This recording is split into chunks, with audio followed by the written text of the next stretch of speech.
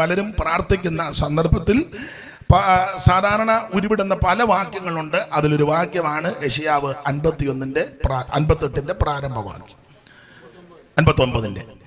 അപ്പോൾ 59-ാം അധ്യായത്തിന്റെ പ്രാരംഭവാക്യം എല്ലാവർക്കും സുപരിചിതമാണ്. രക്ഷിപ്പാൻ കഴിയാതെ വണ്ണം യഹോവയുടെ കൈ കുറുകിപ്പോയിട്ടില്ല.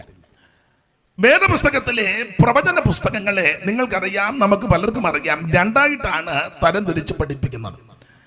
ഈ വേദപുസ്തകം തന്നെ 66 പുസ്തകങ്ങൾ അടങ്ങുന്ന ഒരു ബൃഹത്തായ പുസ്തകമാണ് സത്യവേദ പുസ്തകം. മിക്കയിടങ്ങളിലും പറയാറുണ്ട് ഇതിന്റെ പേര് തന്നെ സത്യവേദ പുസ്തകം എന്ന. ഇങ്ങനൊരു പേരുള്ളൊരു പുസ്തകം വേറെ ഇല്ല.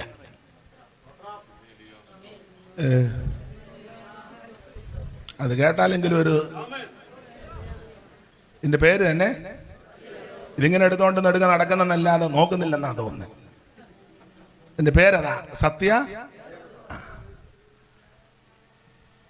നിങ്ങൾക്കറിയാം, നമ്മൾ പഠിച്ചിട്ടുണ്ട് 4 വേദം 6 ശാസ്ത്രം 18 പുരാണങ്ങൾ. 4 വേദം 6 ശാസ്ത്രം 18 പുരാണങ്ങൾ. പാടാൻ നേരമില്ലാത്ത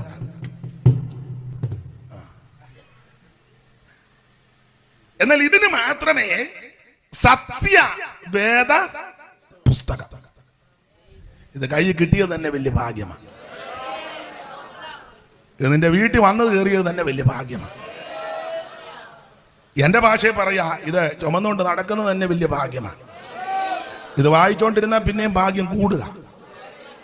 വായിച്ച് കുഴപ്പാതെ ഇതിൽ പറഞ്ഞിരിക്കുന്ന കാര്യം അനുസരിച്ചാൽ പിന്നെയും ഭാഗ്യമാണ്. സ്തോത്രം.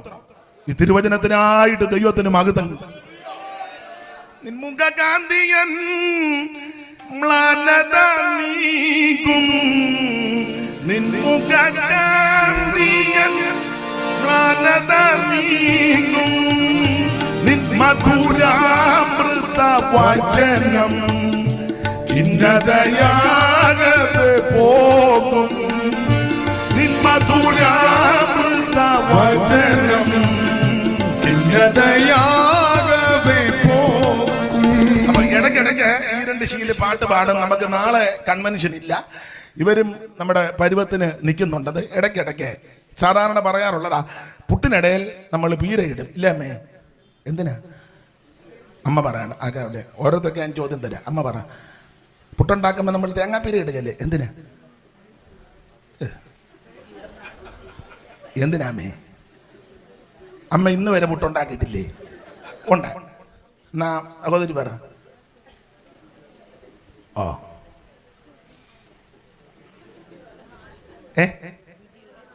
എന്തെല്ലാം ഗുണമുണ്ടെന്നറിയാം തേങ്ങാപ്പീര ഇട്ടാ. ഒന്ന്, അടി തേങ്ങാ ചില്ലിട്ട് കഴിഞ്ഞാൽ ആദ്യം പീര കിടും, പൊടി ഇതിനകത്തോട്ട് താഴോട്ട് പോകാതിരിക്കാൻ. തന്നെയല്ല, ആ തേങ്ങാപ്പീരയുടെ പുറത്ത് വേണം പൊടി നിൽക്കാൻ. പിന്നെയും ആൾക്കാർ കൂടുതലുള്ള വീടാണെങ്കിൽ പഴയ അമ്മമാർ ഇടയ്ക്കിടയ്ക്ക് അങ്ങ് പീര ഇടും. അതെന്തിനാ വെച്ചാൽ യോയ്ക്കുട്ടിക്ക് അരക്കുറ്റി, ബേക്കുട്ടിക്ക് 3/4 കുറ്റി, തങ്കച്ചന് 1 കുറ്റി, കൊച്ചു സാൻകുട്ടിക്ക് 1/4 കുറ്റി. അപ്പൊ ഇത് എന്തിനാന്ന് ചോദിച്ചാൽ ചില്ല്. അങ്ങനെ അമ്മയെ പുട്ടുണ്ടാക്കുന്നത് പറയാമേ. പിന്നെ ഒന്നുമില്ലേ, കൺവെൻഷന് വന്ന് പുട്ടുണ്ടാക്കുന്നെങ്കിലും പഠിച്ചേച്ചു പോകും. പുട്ടിന്റെ പൊടി നനയ്ക്കുകയല്ലേ? അതിന്റെ കണക്കെങ്ങനെയാ? എൻ്റെ ഭാഷ എല്ലാം കൂടെ വായിച്ച് നിറയ്ക്കുന്ന നല്ലതാണ്. കണക്കും കാര്യമൊന്നും ഞങ്ങളുടെ അമ്മയൊക്കെ പറഞ്ഞു കേട്ടിട്ടുണ്ട്. കുഴയരുത്, അതാ കുഴയാതിരിക്കുന്നതാ, കുഴയരുത്. അപ്പം അമ്മയൊക്കെ പറയുന്നത് കേട്ടിട്ടുണ്ട്. ചില കാര്യങ്ങൾ എനിക്കറിയാം. അപ്പം പൊടി നനച്ച് കുറച്ച് വെള്ളം ഒഴിച്ചാ നനയ്ക്കുന്നത്. ഇടയ്ക്ക് അമ്മ ഇങ്ങനെ കൈ കൊണ്ട് ഇതിൻ്റെ തിരുമ്മി നനയ്ക്കുന്നത് കണ്ടിട്ടുണ്ട്. എന്നിട്ടത് കട്ടയെല്ലാം നനച്ച് അതിൻ്റെ കണക്ക് ഇനി അതെങ്കിലും പഠിച്ചേച്ച് പോയി. ഇങ്ങനെ ഒരു പിടിയെടുത്ത് പിടിച്ച് കഴിയുമ്പോൾ ഇത് അടന്നു പോകരുത്. അതാ അമ്മ പറഞ്ഞ അധികം കുഴയരുതെന്ന്. ആട്ടെ, നിങ്ങൾ പറയാം, ഓ പുള്ളിയെ അകംകൂടി വന്നിച്ച് പുട്ടുണ്ടാക്കിയ കാര്യം പറഞ്ഞേച്ചാ പോയെന്ന്. അല്ലെങ്കിൽ നിങ്ങൾ എന്തെങ്കിലുമൊക്കെ പറയുമെന്ന് എനിക്കറിയാം. അപ്പം ചില്ലിട്ട് ആവി വരുമ്പോൾ ഈ കുറ്റിക്കകത്ത് ചില്ലിട്ട് ആദ്യം ഇച്ചിരി തേങ്ങാപ്പീര, പിന്നെ ഇച്ചിരി പൊടി, പിന്നെ തേങ്ങ. അത് പരാതിനെ അനുസരിച്ചാണ്. ഇതിന് പല ഗുണമുണ്ട്. ഒന്ന്, പൊടി ഈ ചില്ലിനകത്തൂടെ താഴോട്ട് അധികം പോകുകയില്ല. 2 ആവി പെട്ടെന്ന് വരും, 3 രുചി കൂടും, 4 മുമ്പേ പറഞ്ഞതാ ഓരോരുത്തരുടെ പ്രാപ്തി അനുസരിച്ച് കാക്കുറ്റി, അരക്കുറ്റി, മുക്കാക്കുറ്റി, 1 കുറ്റി, 3 കുറ്റി അടിക്കുന്നവരും നമ്മുടെ ഇടയിൽ ഉണ്ട്. ഈ അടുത്ത കാലത്ത് ഒരു വീട്ടിൽ ചെന്നപ്പോൾ ഒരു അമ്മ, നല്ല കട്ടയാനൊരു അമ്മ നല്ല ജോലിയൊക്കെ ചെയ്യുന്ന അമ്മയല്ലോ, ചുമ്മാ അല്ല. അമ്മ പറഞ്ഞു, പാസ്റ്റർ ഞാനിപ്പോൾ 98 വയസ്സുണ്ട്. അപ്പോൾ ഞങ്ങൾ സംസാരിച്ച കൂട്ടത്തിൽ പറഞ്ഞ് ഞാൻ ചോദിച്ചു ഭക്ഷണം, ഞാനിപ്പോഴും 3 കുറ്റി പുട്ടൊക്കെ കഴിക്കുമെന്ന്. അപ്പം അമ്മ ആരോഗ്യമുള്ള അമ്മ, ജോലിയും ചെയ്യുന്ന അമ്മയാണ്, അല്ല ചുമ്മാ കഴിച്ചുകൊണ്ട് തന്നെ ഇരിക്കുന്ന അമ്മയല്ല. അപ്പം എന്തായാലും ഈ പുട്ടിനിടെ പീര കിട്ടുന്നത് പോലെ ഇന്ന് രാത്രി പ്രസംഗത്തിനിടെ ഇടയ്ക്കിടയ്ക്ക് അതെന്തിനാന്ന് ചോദിച്ചാൽ വേറൊരു ഗുണവും കൂടെ വരും. 1, ഉറങ്ങുന്നവർ അന്നേരം വന്ന് എഴുന്നേൽക്കും. 2, പാട്ടിനോട് താല്പര്യമുള്ള ചിലർ ഉണ്ട്. അപ്പൊ സ്വരവും ട്യൂണും അത്ര നല്ലതല്ലെങ്കിലും ഇവർ പിന്നിലുള്ളത് കൊണ്ട് ഒരു തരത്തിൽ ഒപ്പിച്ചു കൊണ്ടുവരിക. പിന്നെ 3, ഇടയ്ക്കിടയ്ക്ക് ഒരേ പാട്ട് പാടുമ്പം 8:30 പോകേണ്ടവർക്ക് ആ ഇടയ്ക്കത്തെ പാട്ടിന് ഇറങ്ങിപ്പോകാം. 9 പോകേണ്ടവർക്ക് പോകാം. 9:30 പോകേണ്ടവർക്ക് ഇടയ്ക്കിടയ്ക്ക് പാട്ട് പാടുമ്പോഴേ, അല്ല ചുമ്മാ ഇരിക്കുമ്പം കസാര തല്ലി മറിച്ചിട്ട് ചെടിയെ കൂടെ കയറി പോകരുത്. ഇടയ്ക്കിടയ്ക്ക് ഞാൻ പീര ഇട്ട് തരുമ്പോൾ. പിന്നെ 10 പോകേണ്ടവർക്ക് നമ്മൾ ലാസ്റ്റ് ഒന്നിച്ച് പാടുമ്പം പോകും. ഇടയ്ക്കിടയ്ക്ക് പാടും. അപ്പം അതുകൊണ്ട് ഇന്ന് രാത്രി എല്ലാവരും എനിക്ക് വേണ്ടി പ്രാർത്ഥിക്കുന്നുണ്ടെന്നറിയാം. ഒരിക്കൽ കൂടി പ്രാർത്ഥന അപേക്ഷിക്കുന്നു. അപ്പോൾ ഈ ഒരു പുസ്തകത്തിന് മാത്രമേ സത്യവേദ പുസ്തകം, ഇതാണ് സത്യവേദം. ഇതെടുത്തതാണ് നമ്മുടെ ഭാഗ്യം. ഇത് ചുമക്കുവാനിടയായത് വലിയ ഭാഗ്യമാണ്. എന്നെ കേൾക്കുന്ന അഭിഷിക്ത ദാസന്മാരോട് പറയാം, ഇതിനകത്തെ വാക്യങ്ങൾ വലിയ പ്രസംഗ പാഠമോ ഒന്നുമില്ലെങ്കിലും കൊത്തയാന്നേലും 10 വാക്യം ആ മുക്കിന് മൂലയ്ക്ക് നിന്ന് വിളിച്ചു പറയുന്നത് ഒരു ഭാഗ്യമാണ്. അകോപ്പെട്ട വചനം തീ പോലെയും പാറകെ തകർക്കുന്ന ചുറ്റികയാ. ഇന്ന് രാത്രി തനിക്ക് ഇഷ്ടമുള്ള കാര്യം ചെയ്തേച്ച് തിരുവചനം തിരിച്ചു വരൂ. ഈ രാത്രി വചനം കേൾക്കുമ്പോൾ തന്നെ ദൈവം രോഗശാന്തി അയക്കും. വചനം കേൾക്കുമ്പോൾ തന്നെ സകല ബന്ധനങ്ങളും അടിക്കും. ഇന്ന് രാത്രി വിശ്വാസത്തോടെ തിരുവചനം ഏറ്റെടുക്കുന്ന ദൈവമക്കൾക്ക് വേണ്ടി ഈ രാത്രി യേശു അത്ഭുതം ചെയ്യും. Price the Lord. അപ്പോൾ അങ്ങനെയുള്ള പുസ്തകമാണ് സത്യവേദ പുസ്തകം. ഈ പുസ്തകത്തിൽ 66 പുസ്തകങ്ങൾ അടങ്ങിയ മഹത് ഗ്രന്ഥമാണ്. നിങ്ങൾക്കറിയാം, പലർക്കും അറിയാം, രാമായണത്തെ ഖണ്ഡങ്ങളായിട്ടാണ് തിരിച്ചിരിക്കുന്നത്, മഹാഭാരതത്തെ പർവ്വങ്ങളായിട്ട്, അതുപോലെ ഭഗവത്ഗീത യോഗഭാഗങ്ങളായിട്ട്. ഈ സത്യവേദ പുസ്തകം ഓരോ പുസ്തകങ്ങളായിട്ടാണ്. ഉൽപ്പത്തി പുസ്തകം, പുറപ്പാട് പുസ്തകം, ലേവിയ പുസ്തകം, സംഖ്യാ പുസ്തകം, ആവർത്തന പുസ്തകം, അങ്ങനെയുള്ള പുസ്തകം അങ്ങനെ 66 പുസ്തകം. അതിൽ ആദ്യ പുസ്തകം നമുക്കറിയാം ഉൽപ്പത്തി പുസ്തകം, ഒടുക്കത്തെ പുസ്തകം വെളിപ്പാട് പുസ്തകം. അങ്ങനെ ഇത് മൊത്തമായി ഇനിയും വേറെ പുസ്തകമൊന്നും ദൈവം തരികയില്ല. അത് നോക്കി ഇനി ആരും ഇരിക്കുകയും വേണ്ട. ഇനി ഒരു പുസ്തകം കൂടെ കിട്ടുകാരനെ കുറച്ചുകൂടെ ചൊവ്വനെ ജീവിക്കായിരുന്നു. വേണ്ട, ഇതിനകത്ത് പറഞ്ഞതുപോലെ അങ്ങ് ജീവിച്ചോണ്ടാണ്. അപ്പൊ ഇതുപോലൊരു പുസ്തകം, ആ പുസ്തകത്തിലെ ചരിത്ര പുസ്തകം, ആദ്യം മോശയുടെ പഞ്ചഗ്രന്ഥം, പിന്നീട് ചരിത്ര പുസ്തകങ്ങൾ, പിന്നീട് സംഗീത പുസ്തകങ്ങൾ, പിന്നീട് പ്രവചന പുസ്തകങ്ങൾ. അങ്ങനെയാണ് പഴയ നിയമം പര്യവസാനിക്കുന്നത്. 2 ഭാഗമാണ്, പഴയ നിയമവും പുതിയ നിയമവും. ഇപ്പൊ നിങ്ങൾ പെന്തിക്കോസുകാരും അകംകുടിക്കാരും ഓർക്കും, ഇവിടെ ഞങ്ങളിതെല്ലാം പഠിച്ച് തിട്ടമായിട്ടിരിക്കുക. നിങ്ങളെ ഉന്നം വെച്ച് മാത്രമല്ല, ഇതൊന്നും അറിയാത്ത ചിലരും നമ്മുടെ യോഗത്തിന്, അനേക പ്രിയപ്പെട്ടവർ ഈ ലൈവിലും അല്ലാതെയൊക്കെ നമ്മൾ പലയിടത്ത് ചെല്ലുമ്പം ഇതൊന്നും അറിയാൻ മേലാത്ത ധാരാളം പേര് വരാറുണ്ട്. അപ്പം അവരുടെ അറിവിനും കൂടിയായി ഇത് പറയുന്നത്. പുതിയ നിയമത്തിലേക്ക് വരുമ്പോൾ പ്രാരംഭത്തിൽ സുവിശേഷ പുസ്തകങ്ങൾ 4, പിന്നീട് സുവിശേഷത്താൽ ആകൃഷ്ടരായി യേശുവിന്റെ പിന്നാലെ അവിടുത്തെ ശുശ്രൂഷിച്ച് അവിടുത്തെ പിൻഗമിച്ച അപ്പോസ്തലന്മാർ, അവരുടെ പ്രവൃത്തികളാണ് അപ്പോസ്തല പ്രവൃത്തികൾ, പരിശുദ്ധാത്മാവിന്റെ പ്രവൃത്തികൾ. പരിശുദ്ധാത്മാവിന്റെ പ്രവൃത്തിയാൽ അനേക ഇടങ്ങളിൽ സഭകൾ ഉടലെടുത്തു, രക്ഷിക്കപ്പെട്ടവരുടെ കൂട്ടം.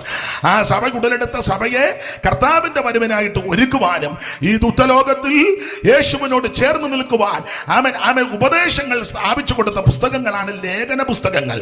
റോമാലേഖനം മുതൽ യൂദയുടെ ലേഖനം വരെ ഉള്ള ലേഖന പരമ്പരകൾ, 21 ലേഖനങ്ങൾ. ഒടുവിലായിട്ട് ഭാവികാലത്ത് ഈ ലോകത്തിൽ, ഭൂമിയിൽ, ഈ അണ്ടകടാകത്തിൽ, അല്ലെങ്കിൽ മനുഷ്യവർഗത്തിന്, രാഷ്ട്രീയക്കാർക്ക്, അല്ലെങ്കിൽ മനുഷ്യവർഗത്തിന് മൊത്തം, പ്രപഞ്ചത്തിന്, പ്രകൃതിക്ക്, ചരാചരങ്ങൾക്ക് എന്തൊക്കെ സംഭവിക്കും, ഈ ഭൂമിയിൽ എന്തൊക്കെ ഇനി നടക്കാൻ പോകുന്ന കാര്യങ്ങളെല്ലാം കൊണ്ട് മറനീക്കി വെളിപ്പെടുത്തി കൊടുത്ത ഒടുവിലത്തെ പുസ്തകമായ വെളിപ്പാട് പുസ്തകം. അങ്ങനെയാണല്ലോ 66 പുസ്തകം. അതില് ഓർപ്പിച്ചു, പ്രവചന പുസ്തകങ്ങളെ 2ആയിട്ടാണ് തരം തിരിച്ചു പഠിക്കുന്നത്.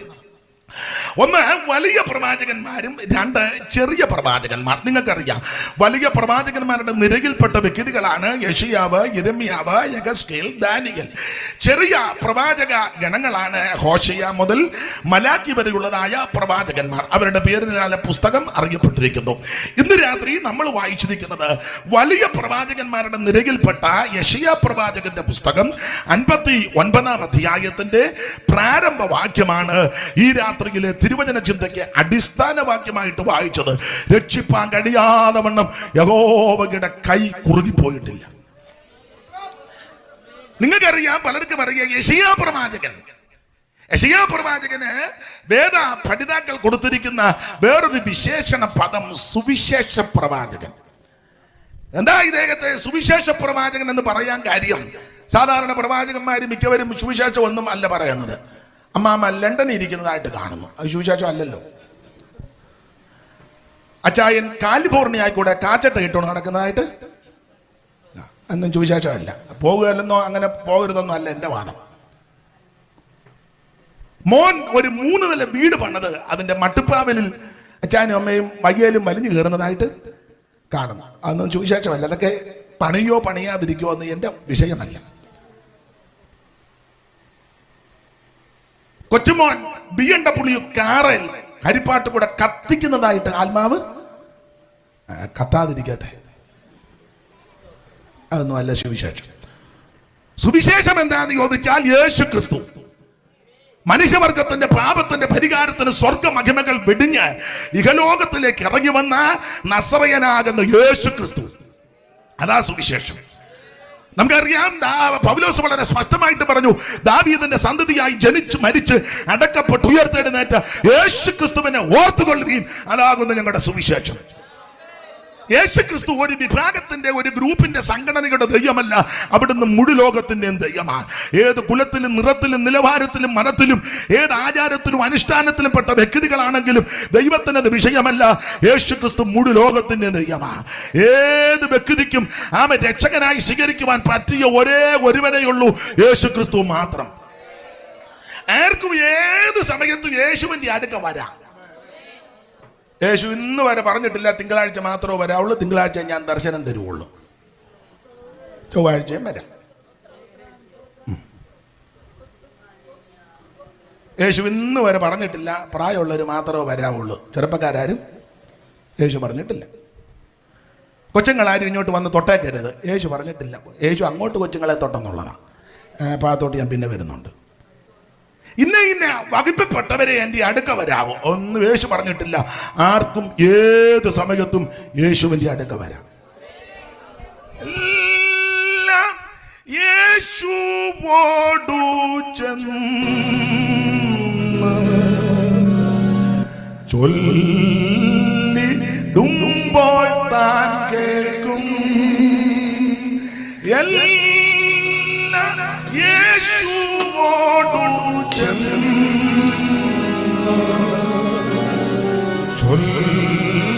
ചൊല്ലിടുമ്പോൾ താൻ കേൾക്കും. പരമേറെ സഹിച്ചു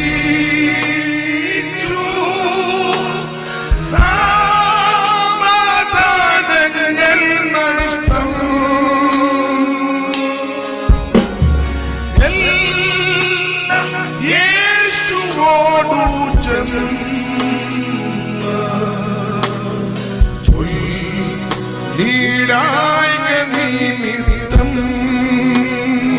ഏത് വ്യക്തിക്കും യേശു ക്രിസ്തുവിന്റെ അടുക്ക വരാ. ഏത് സമയത്തും യേശുവിന്റെ അടുക്ക വരാ. ഏത് ദിവസവും യേശുവിന്റെ അടുക്ക വരാ. ഏത് മാസത്തിലും യേശുവിന്റെ അടുക്ക വരാ. ചെറുപ്പക്കാർക്കും വരാം, പ്രായമുള്ളവർക്കും വരാം, അപ്പച്ചനും വരാം, അമ്മച്ചിക്കും വരാം, കുഞ്ഞുങ്ങൾക്കും വരാം. അവൻ കഴിവുള്ളവനും വരാം, കഴിവില്ലാത്തവനും വരാം, കുചേലനും കുബേരനും പണ്ഡിതനും പാവനും എന്ന് വേണ്ട ജീവിതത്തിന്റെ ഏത് തുറകളിൽപ്പെട്ട വ്യക്തിക്കും ഏത് സമയത്തും അടുത്തു വരുവാൻ കഴിവുള്ള ഒരുവനേ ഉള്ളൂ, യേശു ക്രിസ്തു മാത്രം. അതാണ് സുവിശേഷം. Price the Lord. അതുകൊണ്ട് കല്യോ ഞങ്ങളെല്ലാം ഈ മാർഗത്തിൽ വന്നല്ലേ കായ്ക്ക് തൊടിയിക്കുമായിരുന്നു. കല്ലെടുത്തെറിഞ്ഞ് ഏറുകൊണ്ട് ഊപ്പാട് അടിയിൽ കൂടെ പോലും നടത്തുകയല്ലായിരുന്നു. യേശു വന്നതാ രക്ഷ. യേശുവിനെ കണ്ടതാ നമ്മുടെ ഭാഗ്യം. ദൈവത്തിന്റെ മകൻ. അപ്പൊ സുവിശേഷ പ്രവാചകനാണ് യെശയ്യാവ്. യെശയ്യാവ് സുവിശേഷ പ്രവാചകൻ എന്ന് പറയാൻ കാരണം നമ്മുടെ കർത്താവാകുന്ന യേശുക്രിസ്തുവിന്റെ തിരുപ്പിറവിക്ക് ദീർഘവർഷങ്ങൾക്ക് മുമ്പ് കർത്താവിന്റെ ജനനത്തെ പറ്റിയും എങ്ങനെ ജനിക്കുമെന്നും എവിടെ ജനിക്കുമെന്നും ആരിക്കൂട് ജനിക്കുമെന്നും ജനനം എപ്രകാരമായിരിക്കുമെന്നും ഏത് സ്ഥലത്ത് ജനിക്കുമെന്നും മാത്രമല്ല ജനിച്ചു കഴിഞ്ഞ് തുടർന്നുള്ള നടപടിക്രമങ്ങൾ എങ്ങനെയെന്നും അവിടുത്തെ ജനനത്തിന് അനന്തരം എവിടൊക്കെ യാത്ര ചെയ്യുമെന്നും ശുശ്രൂഷകൾ എന്തൊക്കെയായിരിക്കുമെന്നും ഏത് വിധത്തിൽ ശുശ്രൂഷിക്കുമെന്നും മാത്രമല്ല അവിടുത്തെ പ്രവൃത്തികള്, ചെയ്വനകള്, യാത്ര, പോക്ക്, വരവ് ഇതെല്ലാം ആത്മാവിൽ ദർശിച്ച പ്രവാചകനാണ് യെശയ്യാവ്. മാത്രമല്ല അവിടുത്തെ ശുശ്രൂഷകരുടെ മാഹാത്മ്യം, ശുശ്രൂഷകരുടെ വിവിധ വശങ്ങൾ, കന്നിപ്രസംഗം അതെവിടെയാണെന്നൊക്കെ യെശയ്യാവ് പ്രവചിച്ചത്. യേശുവിന്റെ കന്നിപ്രസംഗം 9-ാം അധ്യായത്തിൽ അങ്ങനെ എഴുതിയേക്കുന്നത്. ചടയിൽ നിന്ന് വായിച്ചു, അച്ഛാ വായിച്ചു 9-ാം അധ്യായം യെശയ്യാ പ്രവചനം 9:1.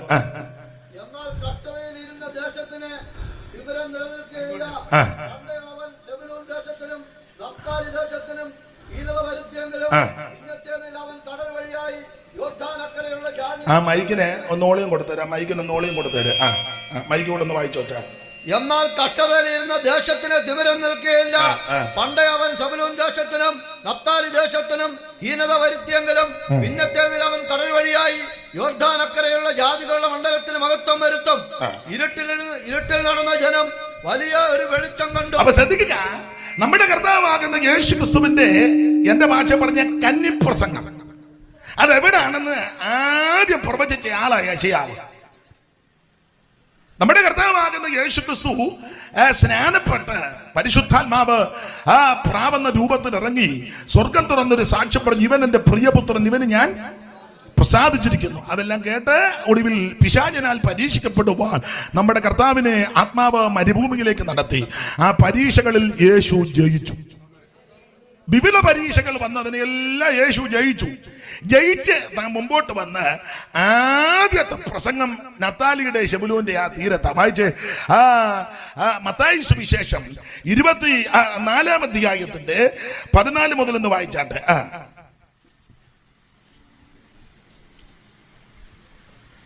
12 മുതൽ വായിച്ചോ. യോഹന്നാൻ തടവിലായി എന്ന് കേട്ടാറ് 4:12 മുതൽ.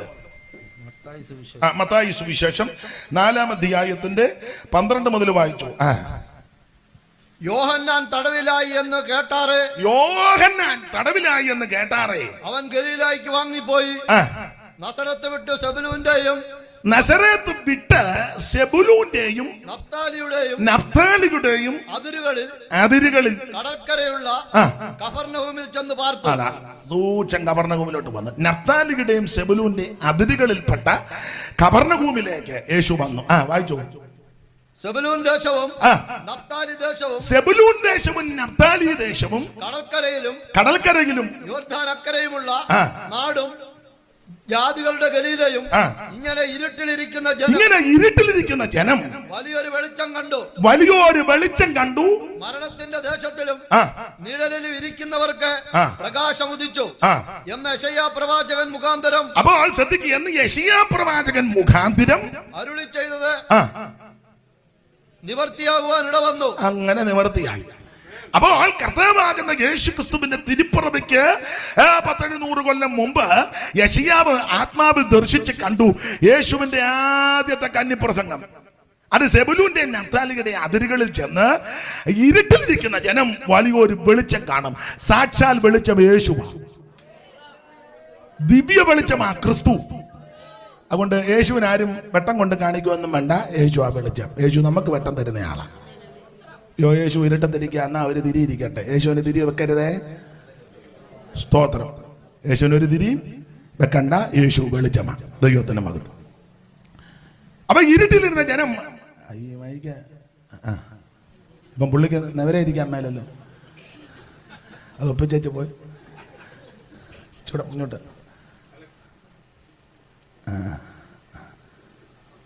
പോട്ടെ, കുഴപ്പമില്ല, നമുക്ക് അടുത്ത യോഗത്തിന് കുറച്ചുകൂടെ. അപ്പൊ ശ്രദ്ധിക്കുക, അപ്പൊ യെശയ്യാ പ്രവാചകൻ 9-ാം അധ്യായത്തിൽ ആത്മാവിൽ ദർശിച്ച് പ്രവചിച്ചു, യേശുക്രിസ്തുവിന്റെ ആദ്യത്തെ പ്രസംഗ പരമ്പര ഇവിടെ തുടങ്ങും. അത് സൂക്ഷം കർത്താവ് ഇവിടെ തുടങ്ങി. ഇരുട്ടിയിരുന്ന ജനം വലിയൊരു വെളിച്ചം, ജാതികളുടെ ഗലീല തുടങ്ങിയുള്ള ഏരിയ മുഴുവൻ പിടിക്കപ്പെടുക. അപ്പോൾ ഇങ്ങനെയുള്ള കാര്യങ്ങൾ പ്രവചിച്ചയാളാണ് യെശയ്യാ പ്രവാചകൻ. മാത്രമാണോ നമ്മുടെ കർത്താവിന്റെ കഷ്ടാനുഭവങ്ങൾ. യെശയ്യാ പ്രവചനം 53-ാം അധ്യായം അവിടുത്തെ കഷ്ടാനുഭവങ്ങളുടെ നീണ്ട പട്ടികയാ. അതെല്ലാം പ്രവചനക്കുന്ന് കയറി ആത്മാവിൽ ദർശിച്ച് അടുക്കടുക്കടുക്കടുക്കായിട്ട് പ്രവചിച്ചയാളാ യെശയ്യാ പ്രവാചകൻ. മാത്രമാണോ അവിടുത്തെ തിരുമരണം, അവിടുന്ന് എങ്ങനെ മരിക്കും, മരിച്ചു കഴിഞ്ഞ് അവിടുത്തെ എവിടെ അടക്കും, ആ അടക്കത്തിന്റെ ക്രമീകരണം, ഇതെല്ലാം ആത്മാവിൽ ദർശിച്ച ആളാണ് യെശയ്യാ പ്രവാചകൻ. മാത്രമാണോ അവിടുത്തെ ഉയർപ്പ്, സ്വർഗാരോഹണം, തിരിച്ചുള്ള വരവ്, അതിനുശേഷം ആമേ ഭാഗത്തേക്ക് പോകുന്നത് നിങ്ങൾക്കറിയാം. 1000 ആണ്ട് വാഴ്ച, 1000 വർഷം ദൈവമക്കളും കൂടെ ചേർന്ന ഈ ഭൂമി ഭരിക്കും. അതുകൊണ്ടാണ് നമ്മളിൽ ഈ വചനത്തിൽ നല്ല തിട്ടമുള്ള ദൈവമക്കൾ ഈ 5 വർഷത്തെ ഭരണത്തിന് കടിപിടി കൂട്ടാത്തത്. എൻ്റെ ഒരു കാരണം, നമ്മൾ 1000 വർഷം ഭരിക്കാൻ പോവുക.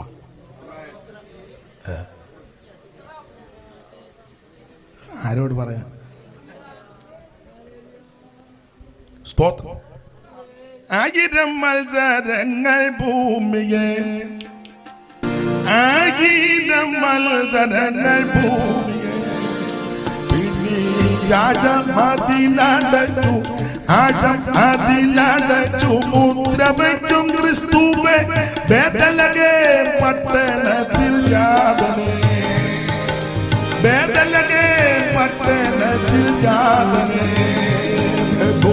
ജ്ഞാനികൾക്കുള്ളിരിക്കും, ജ്ഞാനികൾക്കുള്ളിരിക്കും വേദവേദാന്തനെ ബേഥലഹേം പട്ടണത്തിൽ യാതനേ. 1000 മത്സരങ്ങൾ ശത്രുവേ, 1000 മത്സരങ്ങൾ ശത്രുവേ പിടിച്ചാഴമതിലടച്ചു, ആഴം അതിലടച്ചു മുദ്രവയ്ക്കും ക്രിസ്തുവേ ബേഥലഹേം പട്ടണത്തിൽ യാതനേ. ഓ ബേഥലഹേം പട്ടണത്തിൽ യാതനേ. ബഹു ജ്ഞാനികൾക്കുള്ളിരിക്കും,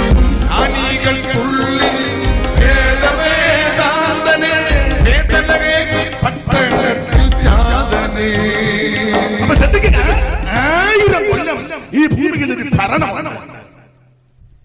അന്ന് അനർത്ഥവും ദോഷമൊന്നുമില്ല, അടിപിടിയില്ല, കത്തിക്കുത്തില്ല, അപവാദങ്ങളൊന്നുമില്ല, ആക്ഷേപങ്ങളില്ല, പാരയില്ല, ടോർപ്പിടോ ഇല്ല, പാട്ടുകാരൻ പറഞ്ഞ വഞ്ചനയില്ല, വാഗ്വാദമില്ല, വൈരവാശേഷം ഇല്ല, ഏഷണിക്കാരും ദൂഷകന്മാരും നന്ദി കെട്ടോരും ഇല്ല, ധാർഷ്ട്യക്കാരില്ല, നിഗളികളില്ല, ഭോഗപ്രിയരില്ല, ഏഷണിക്കാരും ദൂഷകന്മാരും നന്ദി കെട്ടോരും ഇല്ല, നാസിസമില്ല, പാസിസമില്ല, എത്തിസമില്ല, പാന്തിസമില്ല, കമ്മ്യൂണിസമില്ല, ലീഗലിസമില്ല, മോഡേണിസമില്ല, കോൺഗ്രസ് ഇല്ല, കമ്മ്യൂണിസം ഒരു ഇസവും ഇല്ല, ഒരു വിശ്വാസവും ഇല്ല. ഞാൻ ഇടയ്ക്കിടയ്ക്ക് പീര ഇടുമെന്ന് പറഞ്ഞല്ലോ.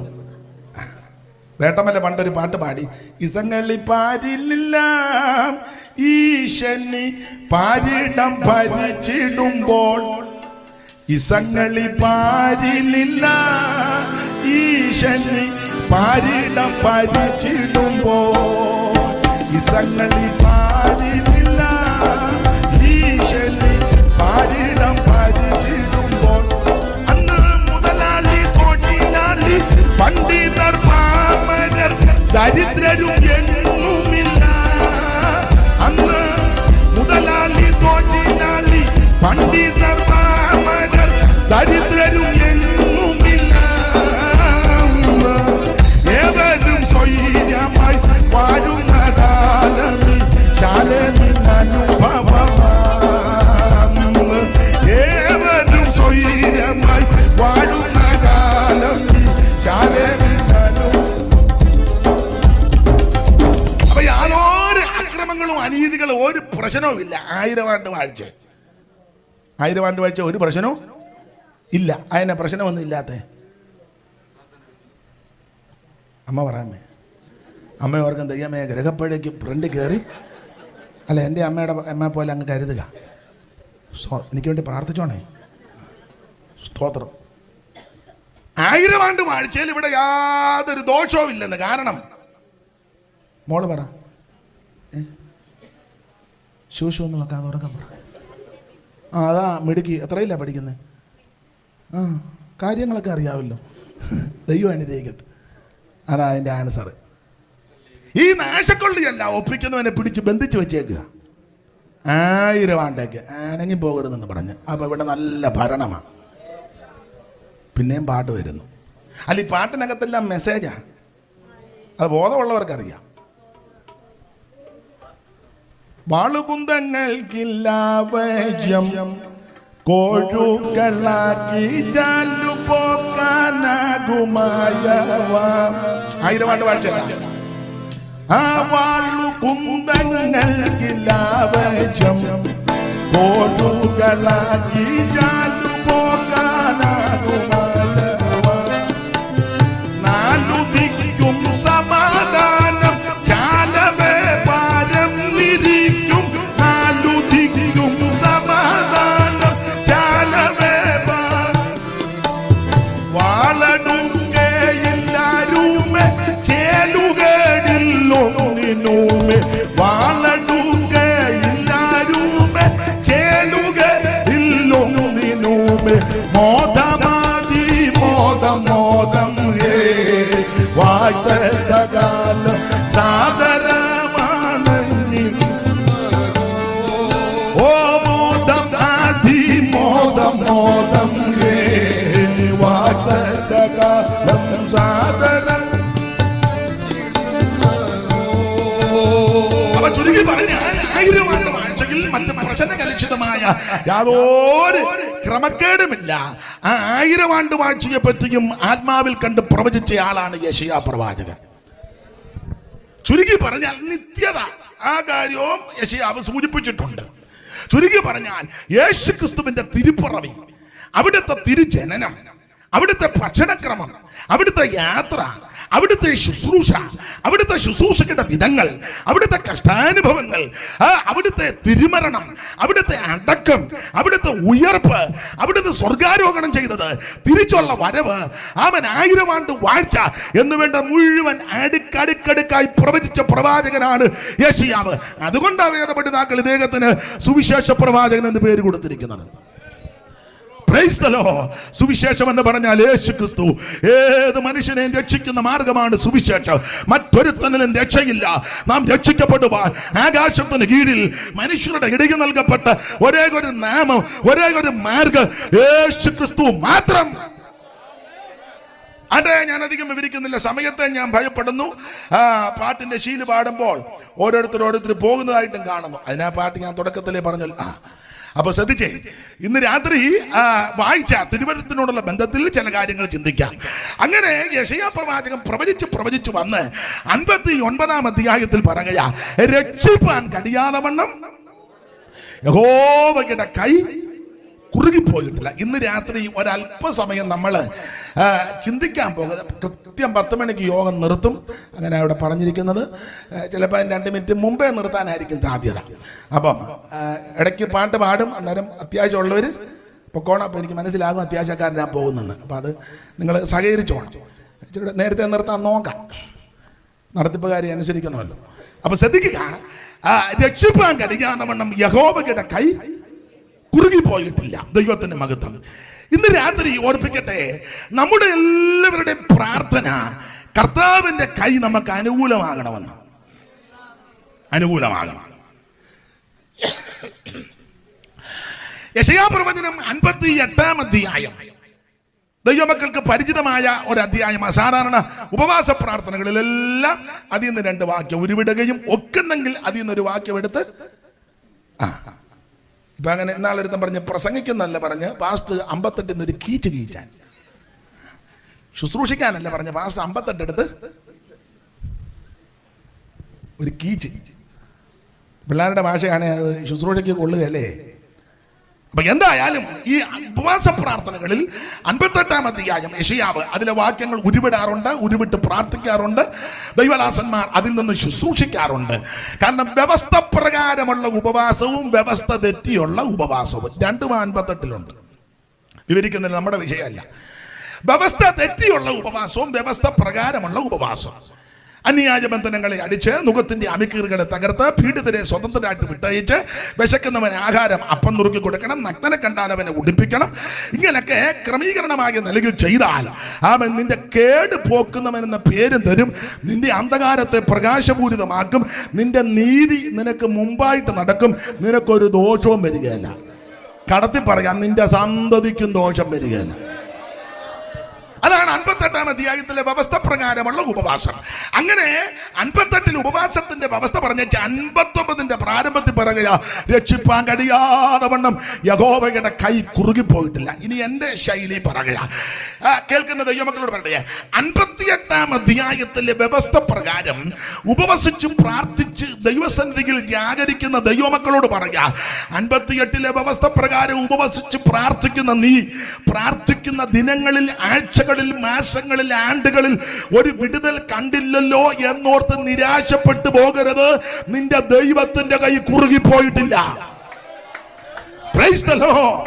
ഒന്നുകൂടെ കടത്തി പറയാം, പ്രാർത്ഥിക്കുന്ന ആരാധിക്കുന്ന വ്യവസ്ഥ പ്രകാരം നിലനിൽക്കുന്ന ദൈവത്തിന്റെ പൈതലേ, നീ ഉപവസിച്ച് പ്രാർത്ഥിക്കുന്ന ദിവസങ്ങളിൽ ഒരു വിടുതൽ നടന്നില്ലല്ലോ എന്നോർത്ത് നിരാശപ്പെട്ടു പോകരുത്. ഇന്ന് രാത്രി ഉറപ്പിച്ചും തറപ്പിച്ചും പറയുക, നീ പ്രാർത്ഥിക്കുന്ന, നിന്നെ രക്ഷിച്ച് നിനക്ക് വേണ്ടി ജീവനെ തന്ന് രക്തം ചിന്തി വീണ്ടെടുത്ത ദൈവത്തിന്റെ കൈ കുറുകിപ്പോയിട്ടില്ല. ഇന്ന് രാത്രി അദൃശ്യനാകുന്ന ദൈവത്തിന്റെ മഹത്വമുള്ള ഭുജം ഇവിടെ വ്യാപരിക്കുന്നതോർത്ത് ദൈവത്തിന് സ്തോത്രം. ഈ ദൈവത്തിന്റെ കൈ നമുക്ക് കാണാനൊക്കത്തില്ല, ഒന്നും കാണാനൊക്കുകയല്ല. ദൈവത്തെ ഒന്നും ആരും കണ്ടിട്ടില്ല. ദൈവത്തെ കണ്ട ഇവനോട് ഇരിക്കാനൊക്കുകയല്ലോ. സ്തോത്രം. പക്ഷെ ഞാൻ ഇന്നാളെ ദൈവത്തെ കണ്ടു. ഒന്ന് എഴുതി, അങ്ങനെ ആരേലും ഉണ്ട് എന്ന് എഴുതേണ്ടി നിൽക്കും. ഏതാണ്? ദൈവത്തെ ഒന്നും ആരും കണ്ടിട്ടില്ല. ഇതാ ദൈവം എന്നും പറഞ്ഞ് വരച്ചൊന്നും വെച്ചേക്കുകയും ചെയ്യരുത്. സ്തോത്രം. ദൈവത്തെ ആരും കണ്ടിട്ടില്ല. സ്തോത്രം. നമ്മൾ അനുഭവിച്ചുകൊണ്ടിരിക്കുക, അവിടുത്തെ നമ്മൾ രുചിച്ചറിഞ്ഞുകൊണ്ടിരിക്കുക. സ്തോത്രം. സകല ലോകങ്ങൾക്കും അധികാരണമിവൻ. ദൈവം സകല ലോകങ്ങൾക്കും അധികാരണമിവൻ. സകല ഭൂതങ്ങൾക്കും ആകാരപ്രദനിവൻ. സകല ദേവവൃന്ദ വന്ദിത പദാംബുജൻ. സകല നിഷ്കലത്വം പേറുന്ന പെരിയവൻ. അതാ ദൈവം. അതിന്റെ മുകളിൽ 4 വരിയുണ്ട്, സാറ് കൊടുത്തിരിക്കുന്നതാ. യാതൊരു കാലത്തെയാണതിയായി നിർദ്ദേശിപ്പതിന് ആയതില്ലാതുള്ള യുഗം മുൻപും വീതരൂപനായി വിമലാഭനായി നിന്ന മഹാനീതി നീരതിക ഞാൻ ആദരാൽ വന്ദിക്കുന്നേ. സകല ലോകങ്ങൾക്കും അധികാരണമിവൻ. സകല ഭൂതങ്ങൾക്കും ആകാരപ്രദനിവൻ. സകല ഭൂതം നമ്മൾ ഉദ്ദേശിക്കുന്ന പഞ്ചഭൂതമാണ്, അല്ലാതെ വ്യായന്റെ കാര്യമല്ല. സകല ഭൂതങ്ങൾക്കും ആകാരപ്രദനിവൻ. സകല ദേവവൃന്ദ വന്ദിത പദാംബുജൻ. സകല നിഷ്കലത്വം പേറുന്ന പെരിയവൻ. അതാ ദൈവം. സ്തോത്രം. സ്തോത്രം. എനിക്കതൊക്കെ അങ്ങ് ചൊല്ലി പ്രസംഗിച്ചാൽ കൊള്ളാന്നുണ്ട്. ഞാൻ പിന്നെ അങ്ങനെ ചൊല്ലിയാൽ നിങ്ങൾ പറയും എല്ലാം ബന്ധനങ്ങളാ. ഇങ്ങനെ ഇരിക്കുന്ന ആൾക്കാർക്ക് അത് ഇഷ്ടപ്പെടുകയില്ല. എന്തായാലും കൊള്ളാം. സർവജ്ഞനായ ദൈവം, നിത്യനായ ദൈവം, ഈ കാണുന്ന സകലത്തെയും സൃഷ്ടിച്ച ദൈവം, ആ ദൈവത്തിന്റെ കൈ കുറുകിപ്പോയിട്ടില്ല. Price the Lord. അതെ. അപ്പോൾ ഇന്ന് രാത്രി നമ്മൾ ചിന്തിക്കാൻ പോകുന്ന ചെറിയൊരു ചിന്താ വിഷയം, ദൈവത്തിന്റെ കൈ വന്നാൽ, അല്ലെങ്കിൽ ദൈവത്തിന്റെ കരത്തിന്റെ സ്പർശനമേറ്റാൽ എന്തൊക്കെ നടക്കും. ഇന്ന് രാത്രി അദൃശ്യനാകുന്ന ദൈവത്തിന്റെ മഹത്വമുള്ള ഭുജം ഇവിടെ വെളിപ്പെടണം. പുസ്തകം പഠിക്കുന്ന നിങ്ങൾക്കറിയാം, ചെങ്കടൽ തീരത്ത് വന്ന് ഇസ്രായേൽ മക്കൾ നിൽക്കുക. മുൻപ് ചെങ്കടൽ, പുറകിൽ വലിയ സൈന്യം. ഇസ്രായേൽ മക്കൾ ഫറവോന്റെ രഥത്തിന്റെ കൊടിക്കൂറ കണ്ട് പേടിച്ച് ഫറവോൻ അടുത്ത് വരിക. 600 സെലക്റ്റഡ് ഇരുമ്പ് രഥങ്ങളും പിന്നെ അസംഖ്യം അതെല്ലാം കൂടായിട്ട് പാഞ്ഞു വരുന്ന കാഴ്ച കണ്ട് ഇവർ പേടിച്ച്. ഇരുവശവും പർവ്വതം, മുൻപിൽ ചെങ്കടൽ. ആകെ പ്രയാസപ്പെട്ട് ജനമെല്ലാം കൂടെ പിറുപിറുക്കുക, നിലവിളിക്കുക. അപ്പൊ മോശയാകെ പ്രയാസപ്പെട്ട തമ്പുരാൻ മോശയോട് പറഞ്ഞു, നീ അവരോട് മിണ്ടാതിരിക്കാൻ പറ. ഈ വിശ്വാസവും പ്രത്യാശയില്ലാത്തവനെല്ലാം ചുമ്മാ എഴുന്നേറ്റ് ആവശ്യമില്ലാത്തതൊന്നും പറഞ്ഞിട്ട് മിണ്ടാതിരിക്കുക. തമ്പുരാനൊരു പരിപാടി പറഞ്ഞു. നിങ്ങൾക്കറിയാം, നിന്റെ കയ്യിൽ എന്തുകൊണ്ട് വടിയെടുത്ത് ചെങ്കടലിൽ നീട്ടാൻ പറഞ്ഞു. മോശ വടിയെടുത്ത് ചെങ്കടൽ. ഞാനെപ്പോഴും പ്രസംഗിച്ചും പറയും, ഈ വിശ്വാസമില്ലാത്തവനും പ്രത്യാശയില്ലാത്തവനും ദൈവത്തെ അനുഭവിക്കാത്തവനും രുചിക്കാത്തവൻ മോശ, എൻ്റെ ഭാഷയാണ്, മോശ വടിയെടുത്ത് നീട്ടുമ്പം വിശ്വാസമില്ലാത്തവൻ സഭയിലുണ്ട് പറയും, ഇയാൾ ഈ വ്യാജ് പിടിക്കാൻ വരുമ്പം ഉണക്കക്കമ്പുമായിട്ട് ഇങ്ങനെ. നമ്മുടെ കമ്മിറ്റിക്കാർ വല്ലവരുണ്ട് പറയും, എടേ ആ കമ്പെടുത്ത് അയാളുടെ തലക്കിട്ടൊന്ന്. മനുഷ്യനെല്ലാം ജാകാൻ പോവുക, മുൻപ് ചെങ്കടലും ജാജ് പുറകെ വരുന്നു. അന്നേരം ഇയാൾ കമ്പ് ഉണക്കക്കമ്പുമായിട്ട് സൂക്ഷം. നമ്മൾ വല്ലവരുണ്ടായിരുന്ന കമ്പെടുത്തായിട്ട് തലയടിച്ച് നിങ്ങൾ അപ്പുറം ചെയ്യും. ആ നോട്ടം ഇരുമ്പ് കാണുമ്പോൾ അറിയാം. പക്ഷെ മോശ ദൈവം പറഞ്ഞതുപോലെ വടിയെടുത്ത് ചെങ്കടലിന്മേൽ നീട്ടി. ദൈവം തമ്പുരാൻ അന്ന് രാത്രി കാറ്റടിപ്പിച്ചു. ഈ സംഭവത്തെ പറ്റി നിങ്ങൾക്കറിയാം, യെശയ്യാ പ്രവാചകൻ പറഞ്ഞിരിക്കുന്നത് 63-ാം അധ്യായത്തിന്റെ 12-ാമത്തെ വാക്യത്തിൽ പറയുക, മോശയുടെ വലങ്കയ്ക്ക് മീതെ യഹോവയുടെ മഹത്വമുള്ള ഭുജം അങ്ങോട്ട് വെളിപ്പെട്ടു. അങ്ങനെ 63:12 വായിച്ചു. തന്റെ മഹത്വമുള്ള ഭുജം മോശയുടെ വലം കൈക്കൽ ചെല്ലുമാറാക്കി. മതി. തന്റെ മഹത്വമുള്ള ഭുജം മോശയുടെ വലം കൈക്കൽ ചെല്ലുമാറാക്കി. അവൻ വിശ്വാസമില്ലാത്തവൻ നോക്കുമ്പോൾ ഒരു വല്യപ്പൻ ഉണക്കക്കമ്പം പിടിച്ചോണ്ട് നിൽക്കുക. പക്ഷേ വിശ്വാസമുള്ളവൻ, ദൈവത്തെ ഭജിക്കുന്നവൻ നോക്കുമ്പോൾ വല്യപ്പൻ ഉണക്കക്കമ്പം പിടിച്ച് നിൽക്കുന്നെങ്കിൽ അതിന്റെ മീതെ യഹോവയുടെ മഹത്വമുള്ള ഭുജം വെളിപ്പെട്ടു.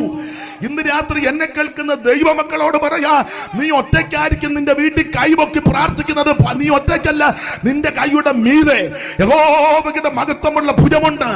സഭയ്ക്കകത്ത് 2-3 പേരെ ഉള്ളായിരിക്കും കരമുയർത്തി പ്രാർത്ഥിക്കാൻ മതി.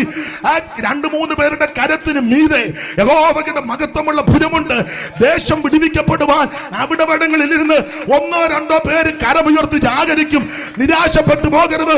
നിങ്ങളുടെ കരത്തിന് മീതെ യഹോവയുടെ മഹത്വമുള്ള ഭുജമുണ്ട്. നീട്ടിയാത്രക്കരത്താലും പരിചു താത്മശക്തിയാലും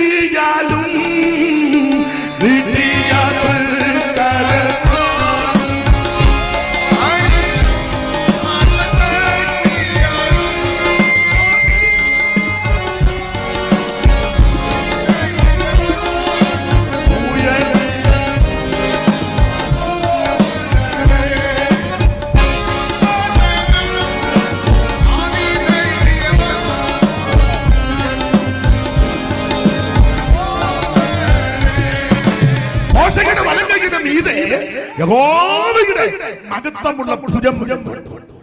ഇന്ന് രാത്രി പ്രാർത്ഥിക്കുന്ന മാതാക്കളോടും പിതാക്കന്മാരോടും സഹോദരി സഹോദരന്മാരോട് ദൈവത്തിന്റെ വചനത്തിന്റെ അടിസ്ഥാനത്തിൽ ദൈവദാസൻ എന്നുള്ള നിലയിൽ ഇന്ന് രാത്രി വചനത്തിൽ ഉറപ്പിക്കുക, നിന്റെ കൈയുടെ മീതെ യഹോവയുടെ മഹത്വമുള്ള ഭുജമുണ്ട്.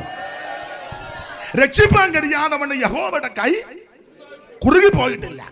ഞാൻ പ്രാരംഭത്തിൽ ഓർപ്പിച്ചല്ലോ, 1-2 ദിവസമായിട്ട് കഫത്തിന്റെ ബുദ്ധിമുട്ടുള്ളത് കൊണ്ട് ആവിയൊക്കെ പിടിച്ച് അതിന്റെ പരുവത്തിനാണ് നിൽക്കുന്നത്. അപ്പൊ നിങ്ങളുടെ പ്രാർത്ഥന അത്യാവശ്യമാണ്. അപ്പോൾ ദൈവത്തിന്റെ മഹത്വമുള്ള ഭുജം, നമ്മുടെ എല്ലാവരുടെയും പ്രാർത്ഥന കർത്താവിന്റെ കൈ നമുക്ക് അനുകൂലമാകണമെന്ന്. ആർക്കും താല്പര്യമില്ല കർത്താവിന്റെ കൈ പ്രതികൂലമാകാൻ. പ്രവാസ സ്ഥലത്ത് നിന്ന് തിരിച്ചു വരുന്ന പ്രിയപ്പെട്ടവര് പറയുന്നൊരു പദമുണ്ട്. എസ്രാ ശാസ്ത്രിയുടെ നേതൃത്വത്തിൽ ഇങ്ങോട്ട് വരുമ്പോൾ അവർ പറയുന്ന അഹമാറ്റിന്റെ അരികത്ത് വെച്ച് ഉപവാസമൊക്കെ പ്രസിദ്ധം ചെയ്തപ്പോൾ അവർ പറയുന്നൊരു പദമുണ്ട്. വായിച്ച 8-ാം അധ്യായത്തിന്റെ 21-ാമത്തെ വാക്യം. എസ്രായുടെ പുസ്തകം 8-ാം അധ്യായത്തിന്റെ 21-ാമത്തെ വാക്യത്തിൽ ഒരു പ്രയോഗം വിശേഷമായിട്ട് അവിടെ എടുത്ത് പറഞ്ഞിട്ടുണ്ട്. വായിക്കാം. 8:21.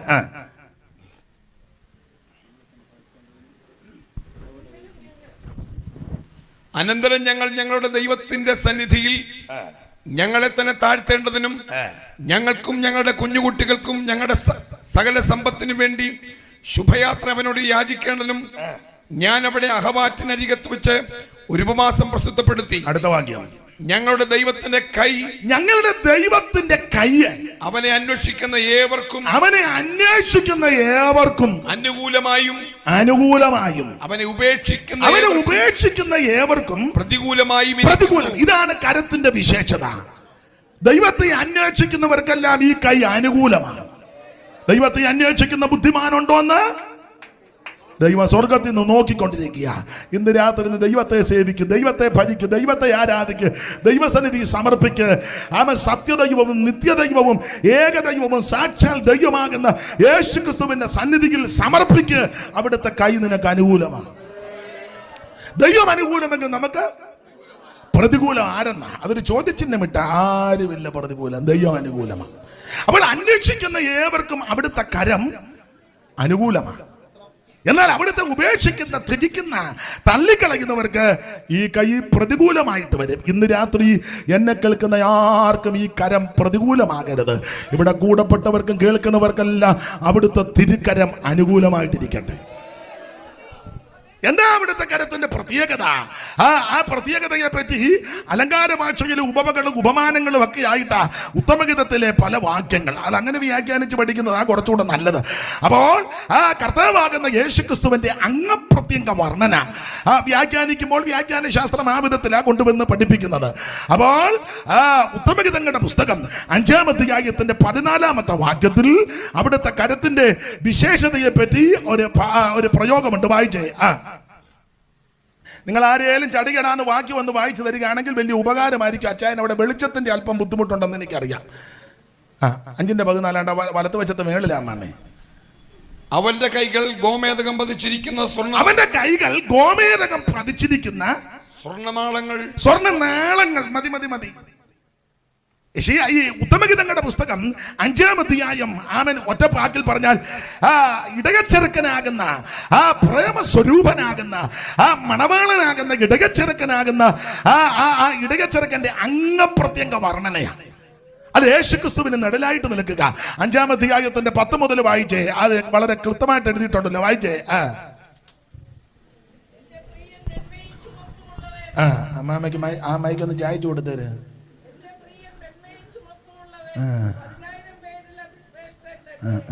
അവന്റെ ശിരസെ അതിവിശേഷമായ തങ്കം, അവന്റെ കുറുനിരകൾ ചുരുണ്ടും കാക്കയെ പോലെ കറുത്തുമിരിക്കുന്നു. അവന്റെ കണ്ണ് നീർത്തോടുകളുടെ അരികത്തുള്ള പ്രാവുകൾക്ക് തുല്യം. നമ്മുടെ ആള് തന്നെയല്ലേ? അല്ല, ഇടക്കിടക്ക് മൈക്ക് ഒന്ന് മുട്ടുന്ന വല്ല തള്ളയാന്ന്. വായിച്ചോ. അത് പാലുകൊണ്ട് കഴുകിയതും ചേർച്ചയായി പതിച്ചതുമാകുന്നു.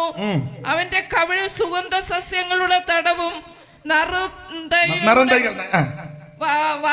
മതി എന്റെ പൊന്നച്ചോ, മതി. എന്നാലും വായിച്ചു തന്നല്ലോ. ദൈവം അനുഗ്രഹിക്കട്ടെ. എനിക്ക് വേണ്ടി പ്രാർത്ഥിച്ചോണേ. അപ്പോൾ ഉത്തമഗീതങ്ങളുടെ പുസ്തകം 5-ാം അധ്യായത്തിന്റെ 10 മുതൽ ഇടയച്ചെറുക്കനാകുന്ന യേശുക്രിസ്തുവിന്റെ അംഗപ്രത്യംഗ വർണ്ണനയാണ്. എന്ന് പറഞ്ഞാൽ തലമുടി മുതൽ എൻ്റെ ഭാഷ പറഞ്ഞ നഖം വരെ അങ്ങോട്ട് വർണ്ണിക്കാൻ കൊള്ളാവുന്നവനായ യേശു. ഇതുപോലെ യോഗ്യനായ, ശ്രേഷ്ഠനായ, ഉന്നതനായ, മഹിമയുള്ള, മഹത്വമുള്ള വേറൊരുത്തൻ ഇല്ല, ഉണ്ടായിട്ടുമില്ല, ഇനി എങ്ങും ഉണ്ടാകുകയില്ല. സ്തോത്രം. നല്ല ലക്ഷണമൊത്തവനാ ക്രിസ്തു. TKS പാടിയ പാട്ടുണ്ടല്ലോ, ഉന്നത ദൈവ നന്ദനുലകിൽ വന്നിതു കന്യാജാതനായി, ഉന്നത ദൈവ നന്ദനുലകിൽ വന്നിതു കന്യാജാതനായി, ഇന്നോളം ഒരാൾ വന്നില്ലിതുപോൽ തന്നവതാരം നിസ്തുലം, ഇന്നോളം ഒരാൾ വന്നില്ലിതുപോൽ അന്നവതാരം അത്ഭുത പുരുഷൻ ക്രിസ്തു തന്റെ മഹിമാനിസ്തുലം, അത്ഭുത പുരുഷൻ ക്രിസ്തു തന്റെ മഹിമാനിസ്തുലം, ഇത്രമകായുദ്ധവനാകും ഒരുത്തനെ ഉലകിൽ കാണുന്നു, ഇത്രമകായുദ്ധവനാകും ഒരുത്തനെ ഉലകിൽ കാണുമോ. തന്റെ മഹിമാനിസ്തുലം, പുരുഷൻ ക്രിസ്തു തന്റെ മഹിമ നീ കൊല്ലും. കലശലേശം കാണുന്നില്ല മനുജനിലം ഉറജയെഴുതുതാൻ. കലശലേശം കാണുന്നില്ല മനുഷ്യനിലം ഉറജയെഴുതുതാൻ. മരണമതിൽ വിധിയെഴുതിയവനെ പ്രതിമാത്രം ഭൂമിയായി അത്ഭുതം.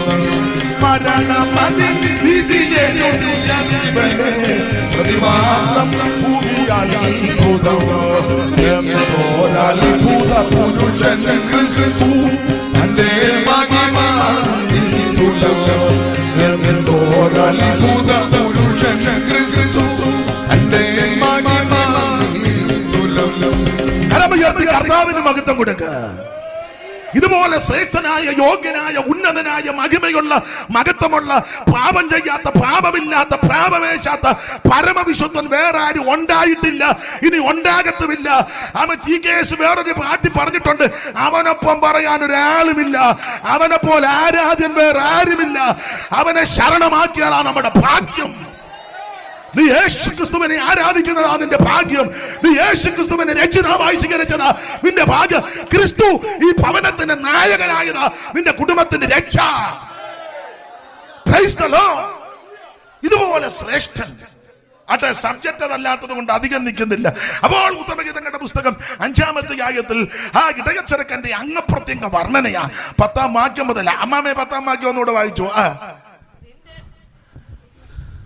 എന്റെ പ്രിയൻ മെന്മയും ചുമപ്പുമുള്ളവൻ. അവര് ഏതല്ലേ അമ്മാമയല്ലേ വായിക്കാൻ? അച്ഛമ്മയ്ക്ക് അത് ഉരിഞ്ഞെടുത്തേ, അതിട്ട് അങ്ങോട്ടും ഇങ്ങോട്ടും ആട്ടി തള്ളയുടെ മോന്തൊക്കെ അങ്ങനെ കൊണ്ടെങ്കിൽ പിന്നെ ഊരിക്കോ അച്ഛാ. അയ്യോ അങ്ങനെ തന്നെ. എന്റെ പ്രിയൻ മെന്മയും ചുമപ്പുമുള്ളവൻ 10,000 പേരിൽ അതിശ്രേഷ്ഠൻ തന്നെ. എന്റെ പ്രിയനോ വെണ്മയും ചുമപ്പുമുള്ളവൻ എന്ന് പറഞ്ഞ വെണ്മയും ചുമപ്പും കൂടെ ഇടകലർന്നാൽ അത് വർണ്ണിക്കാനൊന്നും ഒക്കത്തില്ല. ലോകത്തിൽ ഒരുത്തനും അവിടുത്തെ വർണ്ണിച്ചാൽ ഒക്കത്തില്ല. ഒരു നാവ് കൊണ്ടും വർണ്ണിച്ചാലും ശരിയാകത്തില്ല. ഇതുപോലെ ശ്രേഷ്ഠനായ, ഉന്നതനായ, മഹിമയുള്ള, മഹത്വമുള്ള ഒരുവൻ ഇല്ല. എന്തായാലും നിങ്ങൾ രണ്ടും ഈ യോഗത്തിന് വന്നത് ഗുണമായി. ഇല്ല ഞാൻ കുഴഞ്ഞേനും. ദൈവം അനുഗ്രഹിക്കട്ടെ. രണ്ടുപേരും അടുത്തടുത്ത് ഇരിക്കാനും ഒത്ത് അത് വായിക്കാനും ഒത്ത് ദൈവം നിങ്ങളെ അനുഗ്രഹിക്കട്ടെ. എനിക്ക് വേണ്ടി പ്രാർത്ഥിക്കണേ. സ്തോത്രം. അപ്പൊ ശ്രദ്ധിച്ചേ, ആ 5-ാമത്തെ അധ്യായത്തിന്റെ 10 മുതൽ അംഗപ്രത്യംഗ വർണ്ണനയാ. അങ്ങനെ വർണ്ണിച്ചു വരുമ്പോൾ അവിടുത്തെ തിരുക്കരത്തെ പറ്റിയുള്ള പദമാ 14-ാമത്തെ വാക്യം. അവന്റെ കൈകൾ ഗോമേതകം പതിച്ചിരിക്കുന്ന സ്വർണ്ണനാളങ്ങൾ എന്ന് പറഞ്ഞാൽ ആ കൈകളിൽ നോക്കിയപ്പോൾ 2 ലോഹങ്ങൾ പതിച്ചിരിക്കുന്നു. ഒന്ന് ഗോമേതകം, 2 സ്വർണം.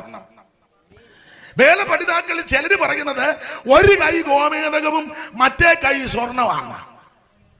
എല്ലായിടത്തും കണ്ണനം ഉണ്ടല്ലോ. അപ്പം വേറെ ആൾക്കാർ കണ്ണിച്ചത് അങ്ങനല്ല. മുട്ടിന് കീപ്പോട്ട് ഗോമേതകോ, മുട്ടിന് മേപ്പോട്ട് സ്വർണം. നമ്മളിപ്പോ കണ്ണിക്കുകയും തർക്കിക്കുകയും വേണ്ട. എന്തായാലും അവിടുത്തെ കരത്തിൽ 2 ലോഹങ്ങളാണ്. ഒന്ന് ഗോമേതകം, 2 സ്വർണം.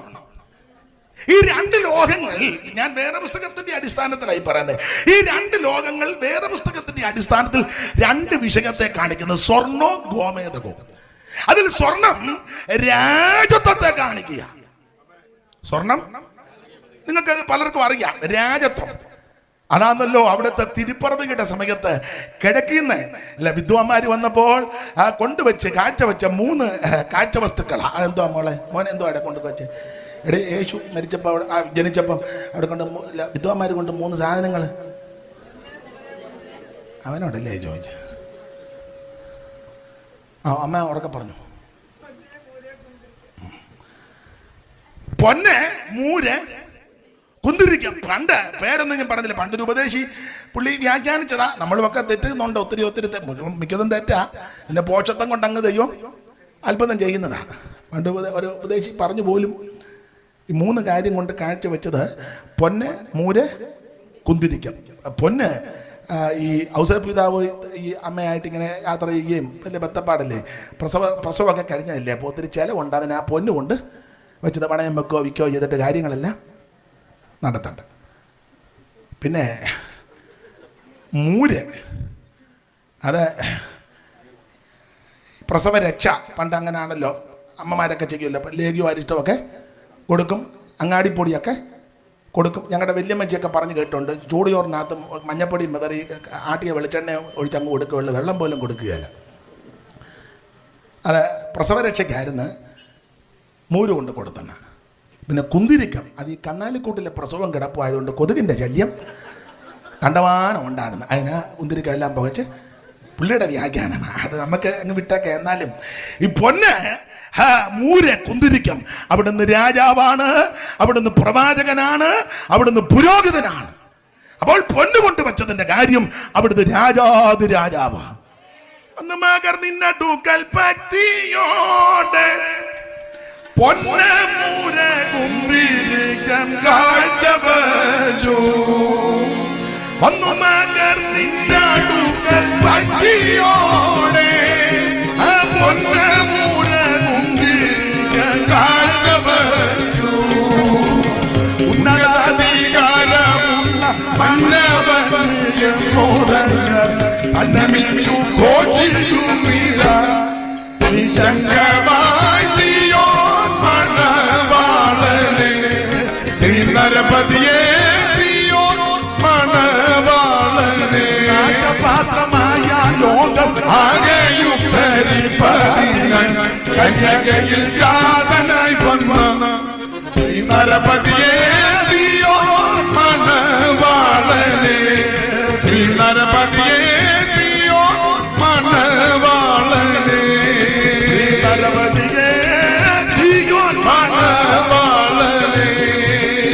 കർത്താവിന് മതികം കൊടുക്കുക. അവിടുന്ന് രാജാവാ. അപ്പൊ ആ വ്യാഖ്യാനം 2 ലോകങ്ങൾ പതിപ്പിച്ചിരിക്കുന്നു. കുഴപ്പമില്ലല്ലോ. ഞാൻ പറഞ്ഞായിരുന്നല്ലോ പീര ഇടുമ്പോ ഇടയ്ക്കിടയ്ക്ക്. അപ്പൊ ശ്രദ്ധിച്ചേ, പൊന്ന് അവിടുത്തെ രാജ്യത്വത്തെ കാണിക്കുന്നതാ. ഒന്നുകൂടെ വ്യാഖ്യാനിച്ച് പറഞ്ഞാൽ പൊന്ന് അനുഗ്രഹത്തെ കാണിക്കുന്നതാ, അത് വിടുതലിനെ കാണിക്കുന്നതാ. 2 ലോകങ്ങൾ പതിച്ചിരിക്കുന്നു. ഒന്ന് പൊന്ന്, 2 ഗോമേതകം. ഈ പുസ്തകത്തിന്റെ വെളിച്ചത്തിൽ വ്യാഖ്യാനിച്ചാൽ ഗോമേതകം ന്യായവതിയെ കാണിക്കുന്നതാ. കാരണം ലേവ്യ പുസ്തകവും പുറപ്പാട് പുസ്തകം പഠിക്കുമ്പോൾ ആ ക്രമപ്രകാരം നിൽക്കുന്ന പുരോഹിതൻ, മഹാപുരോഹിതൻ, ആ മഹാപുരോഹിതന്റെ മാർപ്പതക്കത്തിൽ 12 കല്ലുകളുണ്ട്. അതിലൊരു കല്ലാണ് ഗോമേതകം. ആ 12 കല്ലും 12 ഗോത്രങ്ങളെ വഹിക്കുന്നു. അതിലൊരു കല്ലാണ് ഗോമേതക കല്ല്. ആ ഗോമേതകം ദാൻ ഗോത്രത്തിന് നിഴലാണ്. ദാൻ ഗോത്രത്തെ പറ്റി പഠിക്കുമ്പോൾ അത് ന്യായവതിയെ കാണിക്കുന്നു. അതാണല്ലോ ഗോത്രപിതാവാകുന്ന യാക്കോബ് മരണവക്കത്രത്തിൽ അകപ്പെട്ട സമയത്ത് മരിക്കുന്നതിന് മുമ്പ് തന്റെ കുഞ്ഞുങ്ങളെല്ലാം കൂടെ വിളിച്ചു കൂട്ടി ഭാവികാലം സംബന്ധിച്ച് പ്രവചനാത്മാവ് ദൂത് പറയുമ്പോൾ പറയുന്ന പദമുണ്ട്. ആ പദം ഇങ്ങനെ: ദാൻ വടികളൊരു പാമ്പും അവൻ പേറുകളൊരു സർപ്പം, അവൻ കുതിരക്കെട്ട കുതികാലിന് കയറി കടിക്കും, കുതിരപ്പുറത്തിരിക്കുന്നവൻ മലർന്ന് താഴെയും കിടക്കുമെന്ന്. അപ്പൊ ചുരുക്കി കുതിരപ്പുറത്തിരിക്കുന്നവൻ താഴെ പോവേ.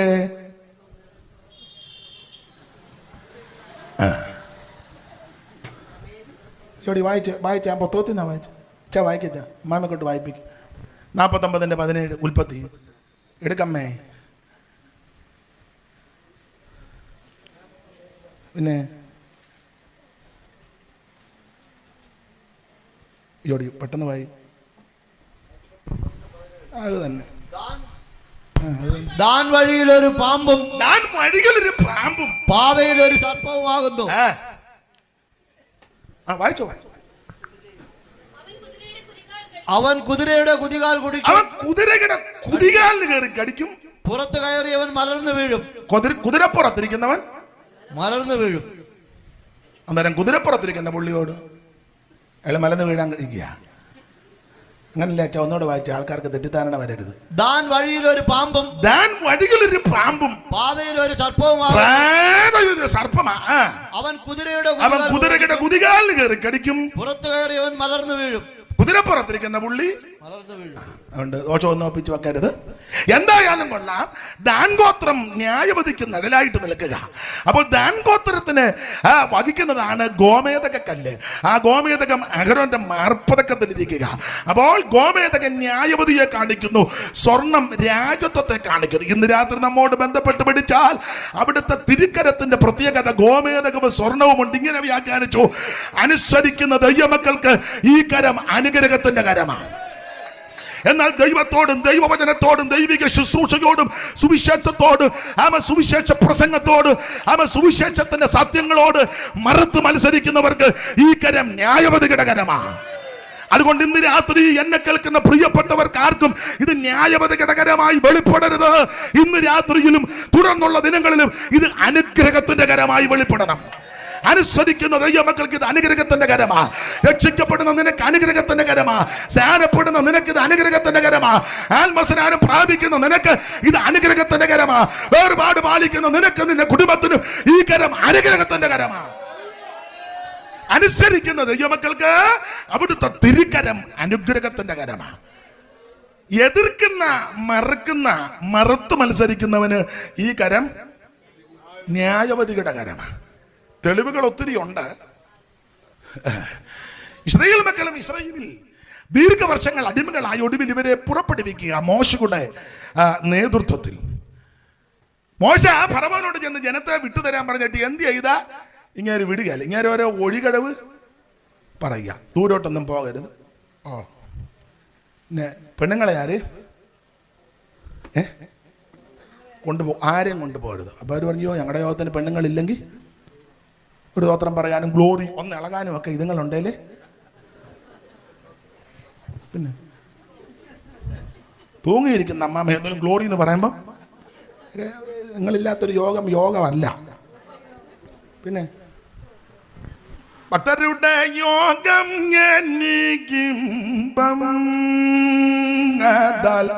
ശക്തിയേറും ദൈവത്തിൽ കുടുംബം. ഭക്തരുടെ യോഗം ശക്തിയേറും ദൈവത്തിൽ കുടുംബം. ആദാൽ കർത്തൃമേഖയോടാനെയും മുന്നിൽ കുംഭം വാടും നിർമ്മല ഹൃദയന്മാർ ദൈവം നല്ലവനോട് വാദം. നിർമ്മല ഹൃദയന്മാർ ദൈവം നല്ലവനോട് വാദം. എന്നാൽ ദുർമതികൾ തൂക്കികളായി ഭൂമതിലിടറിയ ഉള്ളതിൽ തുല്യവും.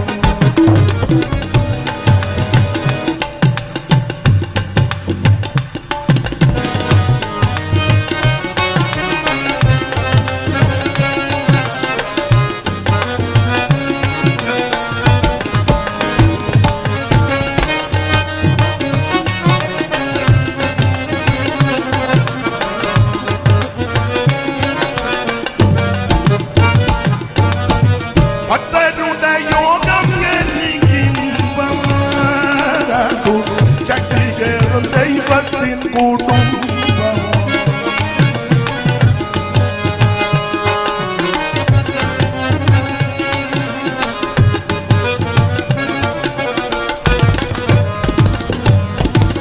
അപ്പോൾ ഫറവോൻ ഒത്തിരി ഒഴിവ് കഴിവ് പറഞ്ഞു, ഒത്തിരി ദൂരോട്ടൊന്നും പോകരുത്. അന്നേരം പറഞ്ഞു, ഞങ്ങൾക്ക് ദൂരെ പോയി വേണം 3 ദിവസത്തെ വഴി. അപ്പം പറഞ്ഞു, പെണ്ണുങ്ങളെ ആര് അതൊട്ട് വെക്കുന്ന കേസേ അല്ലെന്ന് പറഞ്ഞു. ഒരു വാക്യം വായിച്ചു തരാനാന്നേലും ഒരു ഗ്ലോറി പറയാനാന്നേലും യോഗത്തിന് നേരത്തെ വരാനാന്നേലും ഒക്കെ ഇതുങ്ങളെ ഒക്കെ സ്തോത്രം. എന്നാലും പറഞ്ഞ് കന്നാലി ഒന്നും കൊണ്ടുപോകണ്ടെന്ന് പറഞ്ഞു. അത് അത്യാവശ്യമാണെന്ന് പറഞ്ഞു. കണ്ടിക്കാത്ത ഒറ്റ യോഗം ഞങ്ങൾക്കില്ലെന്ന് പറഞ്ഞു. ഒന്നെങ്കിൽ ഏട്ടക്കൂരി അല്ലേ മൂലിക്കാള. ഏത് മാസയോഗത്തിനും ഒന്നിനെ ഞങ്ങൾ പിന്നെ ഞാൻ വ്യാഖ്യാനിക്കുന്നില്ല. ഒത്തിരി ഒഴിവ് കഴിവ് പറഞ്ഞു. ജനത്തെ വിടുന്നില്ല. അപ്പോൾ മോശ ദൈവത്തോട് ഈ പരാതി പറഞ്ഞ തമ്പുരാൻ പറഞ്ഞ ബാധ അയക്കാൻ പോകാം. അങ്ങനെ ബാധ അങ്ങോട്ട് അയച്ച് ചുരുക്കി പറഞ്ഞാൽ ഓരോ ബാധയ്ക്കും പുള്ളി ഹൃദയം അങ്ങ് കടുപ്പിക്കുക. അപ്പോൾ അതിനിടയ്ക്ക് വന്നൊരു ബാധയാണ്. മോശയോട് ദൈവം പറഞ്ഞ് നിലത്തെ പൊടി അടിക്കാൻ പറഞ്ഞു. ആ പൊടിക്കിട്ടൊരു അടിയടിച്ചപ്പോൾ നിലത്തെ പൊടി മുഴുവൻ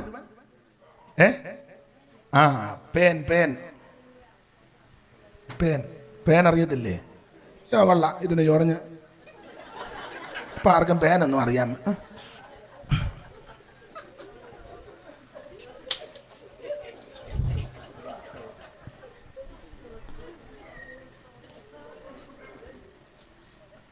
അറിയത്തില്ല?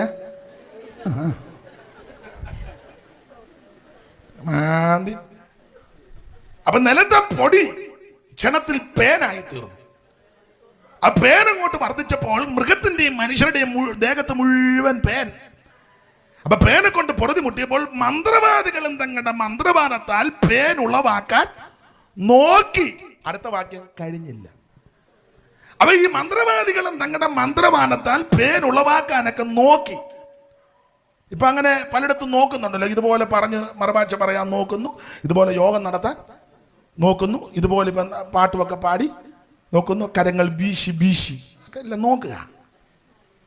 പണ്ട് നമ്മൾ ഹല്ലേലൂയ പറഞ്ഞപ്പോൾ കളിയാക്കി വരില്ല. ഇപ്പം നമ്മൾ പറയുന്നില്ല, അതുങ്ങൾ ഇരുന്ന് ലല കേട്ടിട്ടില്ലേ?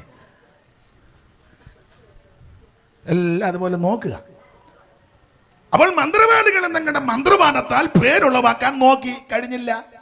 അപ്പൊ ഈ മന്ത്രവാദികൾ ഫറവോനോട് പറയുന്ന ആ ഒരു പ്രയോഗമുണ്ട്. അങ്ങുന്നേ അല്ലെങ്കിൽ ചക്രവർത്തി തിരുമേനി, ഇത് എണ്ണക്കേടല്ല, വെള്ളക്കേടല്ല, ക്ലൈമറ്റ് ചേഞ്ച് ആയതൊന്നുമല്ല. അപ്പം ഫറവോൻ ചോദിച്ചു, പിന്നെന്തുവാടാ? പറഞ്ഞു തരാം. മന്ത്രവാദിയാണെങ്കിലും ബോധമുണ്ടെന്നുള്ളതാ. അവന്മാരവിടെ ചെന്ന് ഉണർത്തിച്ചു തിരുമേനിയോട്, ഇത് എണ്ണക്കേടല്ല, വെള്ളക്കേടല്ല, ക്ലൈമറ്റ് മാറിയതല്ല, മറ്റു യാതൊരു കുഴപ്പവുമല്ല. പിന്നെ എന്തുവാ കുഴപ്പം? പറയാം.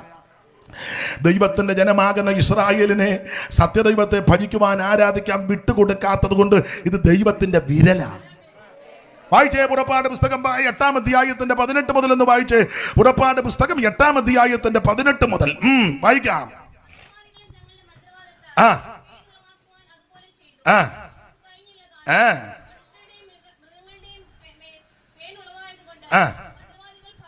ആ ആ ഇനി മൈക്ക് കൂടെ ഒന്ന് വായിക്കാമോ? അയ്യോടി 8:18. മൈക്ക് അങ്ങോട്ട് അമ്മാമയ്ക്ക് കൊടുക്കും. മന്ത്രവാദികളും തങ്ങളുടെ മന്ത്രവാദത്താൽ പേൻ ഉളവാക്കുവാൻ അതുപോലെ ചെയ്തു. മന്ത്രവാദികളും തങ്ങളുടെ മന്ത്രവാദത്താൽ പേൻ ഉളവാക്കാൻ അതുപോലെ ചെയ്തു. അവർക്ക് കഴിഞ്ഞില്ല താനും. ഒന്നും കഴിഞ്ഞില്ല. അടുത്തത്, മനുഷ്യരുടെയും മൃഗങ്ങളുടെയും മേൽ പേൻ ഉളവായതുകൊണ്ട് മന്ത്രവാദികൾ ഫറവോനോട് ഇത് ദൈവത്തിന്റെ വിരലാ. ഇത് ദൈവത്തിന്റെ വിരലാ. നമ്മുടെ വിഷയത്തോട് ബന്ധപ്പെട്ട് പറഞ്ഞാൽ ഇത് ദൈവത്തിന്റെ കയ്യാ.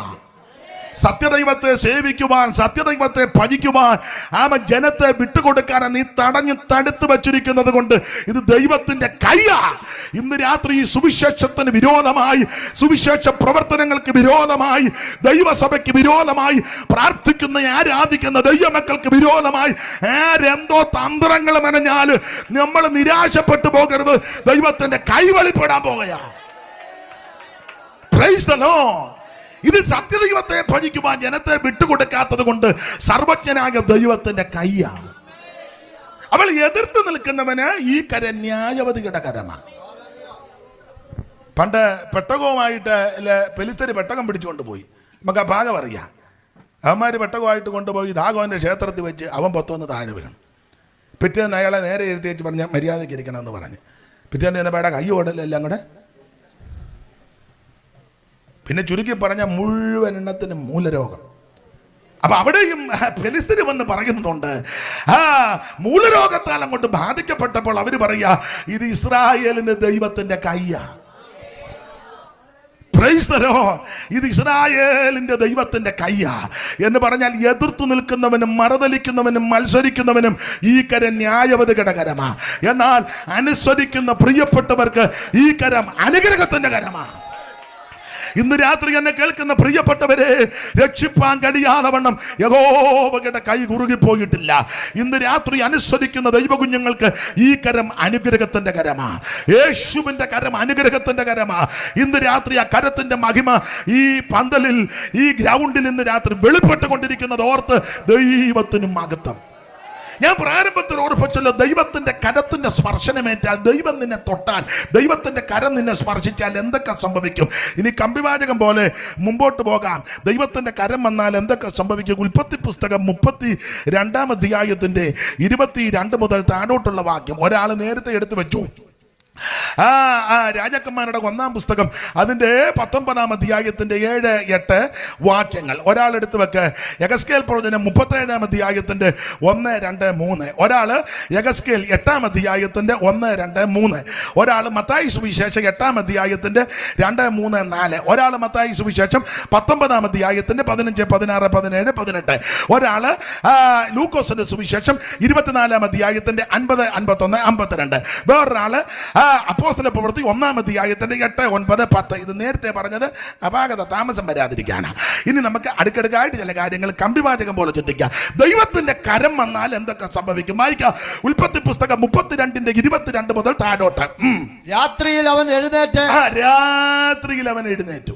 തന്റെ 2 ഭാര്യമാരെയും 2 ദാസിമാരെയും 11 പുത്രന്മാരെയും കൂട്ടി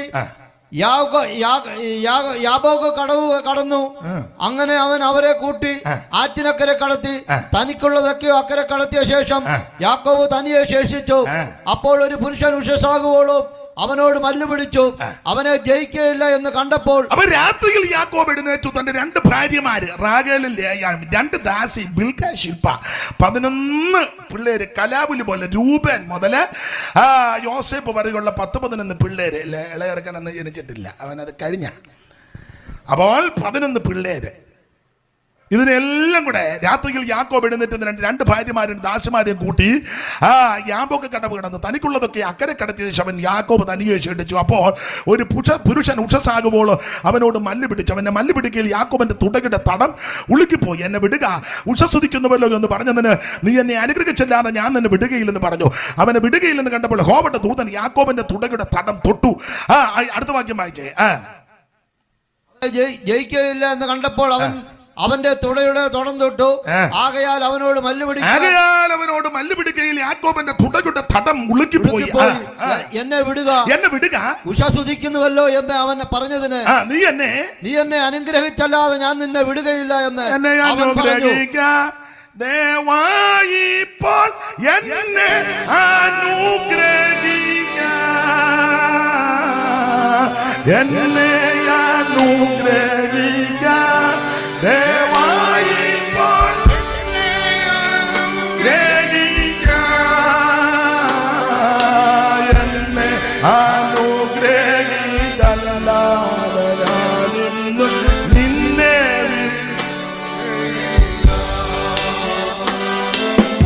എന്നെ അനുഗ്രഹിച്ചല്ലാതെ ഞാനിന്ന് നിന്നെ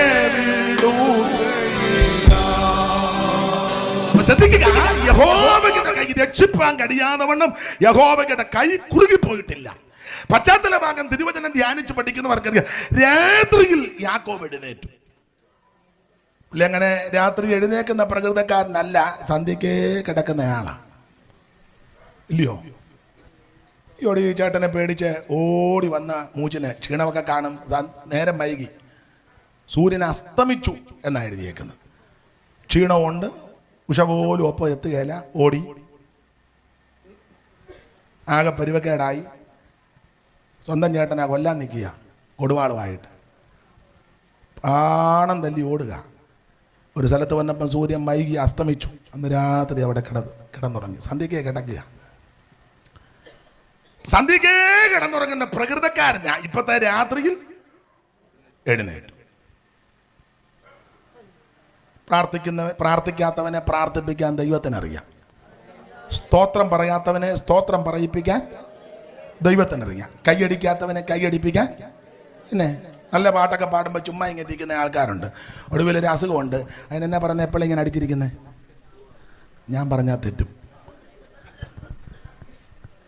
മറ്റേത് പാട്ട് പാടുമ്പോൾ അടിച്ചാൽ മതിയായിരുന്നു. ഇപ്പം എപ്പോഴും ഇങ്ങനെ കിടുകിടാന്നടിച്ചിരിക്കുക. അതൊക്കെയാ. പണ്ട് യോഗത്തിനിടെ ഒരു സ്തോത്രം പറഞ്ഞാൽ മതിയായിരുന്നു. ഹല്ലേലൂയ സ്തോത്രം എന്നേരം ഒന്നും പറഞ്ഞില്ല. ഇപ്പം ഒടുവിലായപ്പോൾ വായുവിൻ്റെ ആസ്വാദം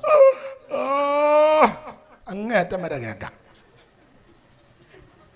എന്നാളൊരപ്പൻ ഇങ്ങനെ വായുവിൻ്റെ ബുദ്ധിമുട്ട് ആർക്കും വരാതിരിക്കട്ടെ. അപ്പം ഞാൻ ചോദിച്ച ആന്ധ്രായാന്ന് പറഞ്ഞു. ആന്ധ്രാവായു ഞാൻ കേട്ടിട്ടില്ലേ? യോടി ആന്ധ്രാവായു. നീ ഇങ്ങനെ സ്തോത്രം പറയാതെ പമ്പിയിരുന്ന ജയിച്ചാൽ നിനക്ക് ഒടുവിൽ ആന്ധ്രാവായു കയറി അടിക്കും. അതുകൊണ്ട് അവസരം കിട്ടുമ്പോൾ നീ ദൈവത്തെ മഹത്വപ്പെടുത്തിക്കോ. സ്തോത്രം പറയാത്തവനെയൊക്കെ ദൈവം സ്തോത്രം പറയിപ്പിക്കും. ഹല്ലേലൂയ പറയാത്തവനൊക്കെ മുട്ടിന് ഹല്ലേലൂയ പറയിപ്പിക്കും. ദൈവത്തിന് മഹത്വം. സന്ധ്യയ്ക്ക് കിടന്നുറങ്ങുന്ന കക്ഷി ഇപ്പം രാത്രി താണ്ടെ ചാടി എഴുന്നേറ്റു. രാത്രിയിൽ യാക്കോബ് എഴുന്നേറ്റു. 2 ഭാര്യമാര് ഓർപ്പിച്ചല്ലോ, റാഗേലും ലേയായും, 2 ദാസി ബിൽക്കാ ശില്പ, പിന്നെ കലാപുലി പോലെ 10-11 പിള്ളേർ. ഇതിനെല്ലാം കൂടെ കൂട്ടി വീട് വിട്ടു. ഏത് വീട്? അമ്മായിയപ്പൻ്റെ വീട്. അങ്ങോട്ട് പോയ ചരിത്രമൊന്നും ഇപ്പം ഞാൻ പറയുന്നില്ല. എന്തായാലും ഒരു കാര്യം പറയാം, ദത്ത് നിന്നാൽ അതിൻ്റെതായ ക്ഷീണം. ദത്തുകാരും ഇന്ന് എൻ്റെ കൊങ്ങായിക്ക് പിടിക്കരുത്. താൻ കൊത്തി മുറത്ത് കയറി ഞാനിവിടെ എങ്ങനെ വന്നു പെട്ടെന്ന് എനിക്കും ദൈവത്തിനുമേ. എന്തായാലും അതിൻ്റെ ഒരു ചെറിയ ക്ഷീണം എല്ലായിടത്തും അല്ലെങ്കിൽ ഏറെക്കുറെ. പിന്നെ എന്നേക്കാൾ എൻ്റെ അപ്പൻ്റെ പ്രായമുള്ള യോണച്ചാൻ കാര്യം കൃത്യം പറഞ്ഞു. നിങ്ങളെല്ലാം പിന്നെ ഭാഷ അത് തന്നെ പറഞ്ഞോ. ഭാഷ ഞാനും കുറേ നാളായിട്ട് അനുഭവിച്ചുകൊണ്ട് ഇരിക്കുക. അപ്പം പിന്നെ അങ്ങനെയും ഒരു വിടുതൽ അങ്ങ് നടക്കട്ടെ. ദത്ത് ചുരുക്കി പറഞ്ഞാൽ, ഒരു ദിവസം സുപ്രഭാതത്തിൽ യാക്കോബ് എഴുന്നേറ്റ് വന്നപ്പോൾ അളിയന്മാരുടെ സംസാരം അത്ര നല്ലതല്ല. മൂത്തളിയൻ കൊച്ചളിയനോട് പറഞ്ഞു, എടാ കുഞ്ഞുഞ്ഞെ, നമ്മുടെ അളിയൻ ജേക്കബ് ഈ അനുഗ്രഹമെല്ലാം പ്രാപിച്ചത് ദൈവം അനുഗ്രഹിച്ചൊന്നുമല്ല. അപ്പോൾ കുഞ്ഞുഞ്ഞ് ചോദിച്ചു, പിന്നെ എങ്ങനെ കൊച്ചേട്ടാ, 10 മണിയായിട്ട് യോഗം തീരുവോളെന്ന് പറഞ്ഞു തരും. സാധാരണ 9-ന് തീരുന്ന അതിന് അമ്മയ്ക്ക് കോള് വന്ന് 10 ആകുമെന്ന് പറഞ്ഞു. അമ്മ ഭാരപ്പെടേണ്ട, വണ്ടിയില്ലെങ്കിൽ ഞാൻ കൊണ്ട് എൻ്റെ വണ്ടിയെ വിടാം, വണ്ടിയെല്ലാം എന്നാലും വന്ന് എന്നാലും 10 അങ്ങ് പറഞ്ഞു തരും. പിന്നെ വരുന്നു, കോള് വരുന്നു. അപ്പൊ ശ്രദ്ധിച്ചേ, യാക്കോബ് തനിക്കുള്ളതെല്ലാം എടുക്കുക. അളിയന്മാരുടെ സംസാരം അത്ര നല്ലതല്ല. യാക്കോബുടനെ അമ്മാവിയപ്പൻ്റെ മുഖത്തോട്ട് നോക്കി, മുഖം അത്ര നല്ല അല്ല. അപ്പൊ അളിയന്മാരുടെ ഈ ഡയലോഗും അമ്മായിയപ്പനും അമ്മാച്ചനുമാകുന്ന ലാബാന്റെ മുഖവും എല്ലാം കൂടെ കണ്ടപ്പോൾ മനസ്സിലായി, ഇനി ഇവിടെ നിന്നാൽ പരിവക്കാട. അതാ രാത്രിയിൽ എഴുന്നേറ്റ് ഭാര്യമാരോട് പറഞ്ഞു, പോവാന്ന് പറഞ്ഞു. വരുന്നോന്ന് ചോദിച്ചു. അവർ പറഞ്ഞു, പിന്നെ ഇങ്ങേര് പോകുന്നിടത്ത് ഞങ്ങൾ വരാതെ. അതിനല്ലയോ കല്യാണം കഴിച്ചേ, ഞങ്ങളും വരിക. വയലിൽ വെച്ചാ, പിന്നെ നിങ്ങളോട് വയലിൽ വെച്ചാ പറഞ്ഞു, പരിക്കകത്ത് വെച്ച് പറഞ്ഞാൽ ഇവിടെ അപ്പോഴന്നേരം അന്ന് മൊബൈലില്ല, ഞാൻ നന്നായി. ഇല്ലെങ്കിൽ അവിടെ ഇരുന്നോണ്ട് തന്നെ ക്ലിൻ ഞങ്ങൾ പോവുക. ഉടനെ അവിടെ നിന്ന് ക്ലിൻ നിങ്ങളെ വിടത്തില്ല. ഉടനെ ഇവിടെ നിന്ന് ക്ലിൻ ഞങ്ങൾ പോകും. ഉടനെ അവിടെ നിന്ന് ക്ലിൻ പോകുന്ന ഒന്ന് കാണണം. അങ്ങനല്ലേ ഇപ്പോഴത്തെ പരിപാടികളല്ല. അച്ഛന് മനസ്സിലായില്ലെന്ന് വന്ന്. അപ്പൊ ചുരുക്കി പറഞ്ഞാൽ അന്ന് ഈ ഇണക്കൊന്നും ഇല്ലാത്തത് കൊണ്ട് യാക്കോബ് നേരെ വയലിൽ കൊണ്ടുപോയിട്ട് ഭാര്യമാരോട് പറഞ്ഞു, ഞങ്ങൾ ഇവിടെ നിന്ന് ഞാൻ പോവുക, നിങ്ങൾ വരുന്നു. അയ്യോ, പെണ്ണുങ്ങൾ പറഞ്ഞു ഞങ്ങളും വരിക എന്ന് പറഞ്ഞു. കൊച്ചുങ്ങളെല്ലാം കൂടെ കൂട്ടി ചുരുക്കി പറഞ്ഞാൽ ലാബാന്റെ വീട് വിട്ട് യാക്കോബും തൻ്റെ കുടുംബമെല്ലാം കൂടെ പ്രയാണം തുടങ്ങി. വിസ്തരിക്കുന്നില്ല. അങ്ങനെ പ്രയാണം ചെയ്ത് യാക്കോബ് യാബോക്ക് കടവിന്റെ തീരത്ത് വന്നു. തനിക്കുള്ളതെല്ലാം അക്കരെ കടത്തി. ഒടുവിൽ ജേക്കബ് തനിയെ ശേഷിച്ചു. തന്റെ ഹൃദയത്തിനകത്ത് തിങ്ങി വങ്ങുന്ന വിഷയങ്ങൾ പലതുണ്ട്. ഒന്ന് പ്രധാനപ്പെട്ട, 10-20 കൊല്ലം മുമ്പ് ചേട്ടൻ കൊല്ലാൻ വന്നവനാ കൊടുവാളുമായിട്ട് അവിടെ നിൽക്കുക. അയാളെ പേടിച്ചാ ഞാൻ ഇങ്ങോട്ട് ഓടി വന്ന സ്ഥലത്ത് എന്നൊരു സ്ഥലത്ത്, അതിന്റെ പഴയ സ്ഥലത്തിന്റെ പേര് ലൂസ് എന്നാ, അല്ലയോ? ലോചോനെ ലൂസ്. പിന്നെ പുള്ളി അത് ബദേൽ എന്നൊക്കെ ഇട്ടു. പരുവത്തിന് ഒരു കല്ല് കിട്ടി, അത് തലണിയായിട്ട്. അന്ന് രാത്രി ഒരു സ്വപ്നം കണ്ടു. ഗോവേണി, ആ പ്രതിസന്ധിയുടെ നടുവിൽ ഒരു ഗോവയാണ് ദൂതന്മാരിങ്ങനെ കയറുകയിറങ്ങുകയും ചെയ്യുക. പാടാൻ വയ്യെങ്കിലും നിങ്ങൾക്കറിയാം, ചേർന്ന് പാട്. തലയിണയായി കൽമാത്രം എന്നെണ്ണുമ്പോ കോവേണിയിൽ ദൂതന്മാരിറങ്ങി വരും. തലയിണയായി കൽമാത്രം എന്നെണ്ണുമ്പോ കോവേണിയിൽ ദൂതന്മാരിറങ്ങി വരും. പിളർന്നതാ നിന്നിൽ ഞാൻ അറിയട്ടെ. പിളർന്നതാ നിന്നിൽ ഞാൻ അറിയട്ടെ. സങ്കേതമേ എനിക്കാനന്ദമേ നിന്നിൽ ചാരിടുന്നവർക്ക് ആശ്വാസമേ. നിന്നാത്മബലം എനിക്കാനന്ദമേ.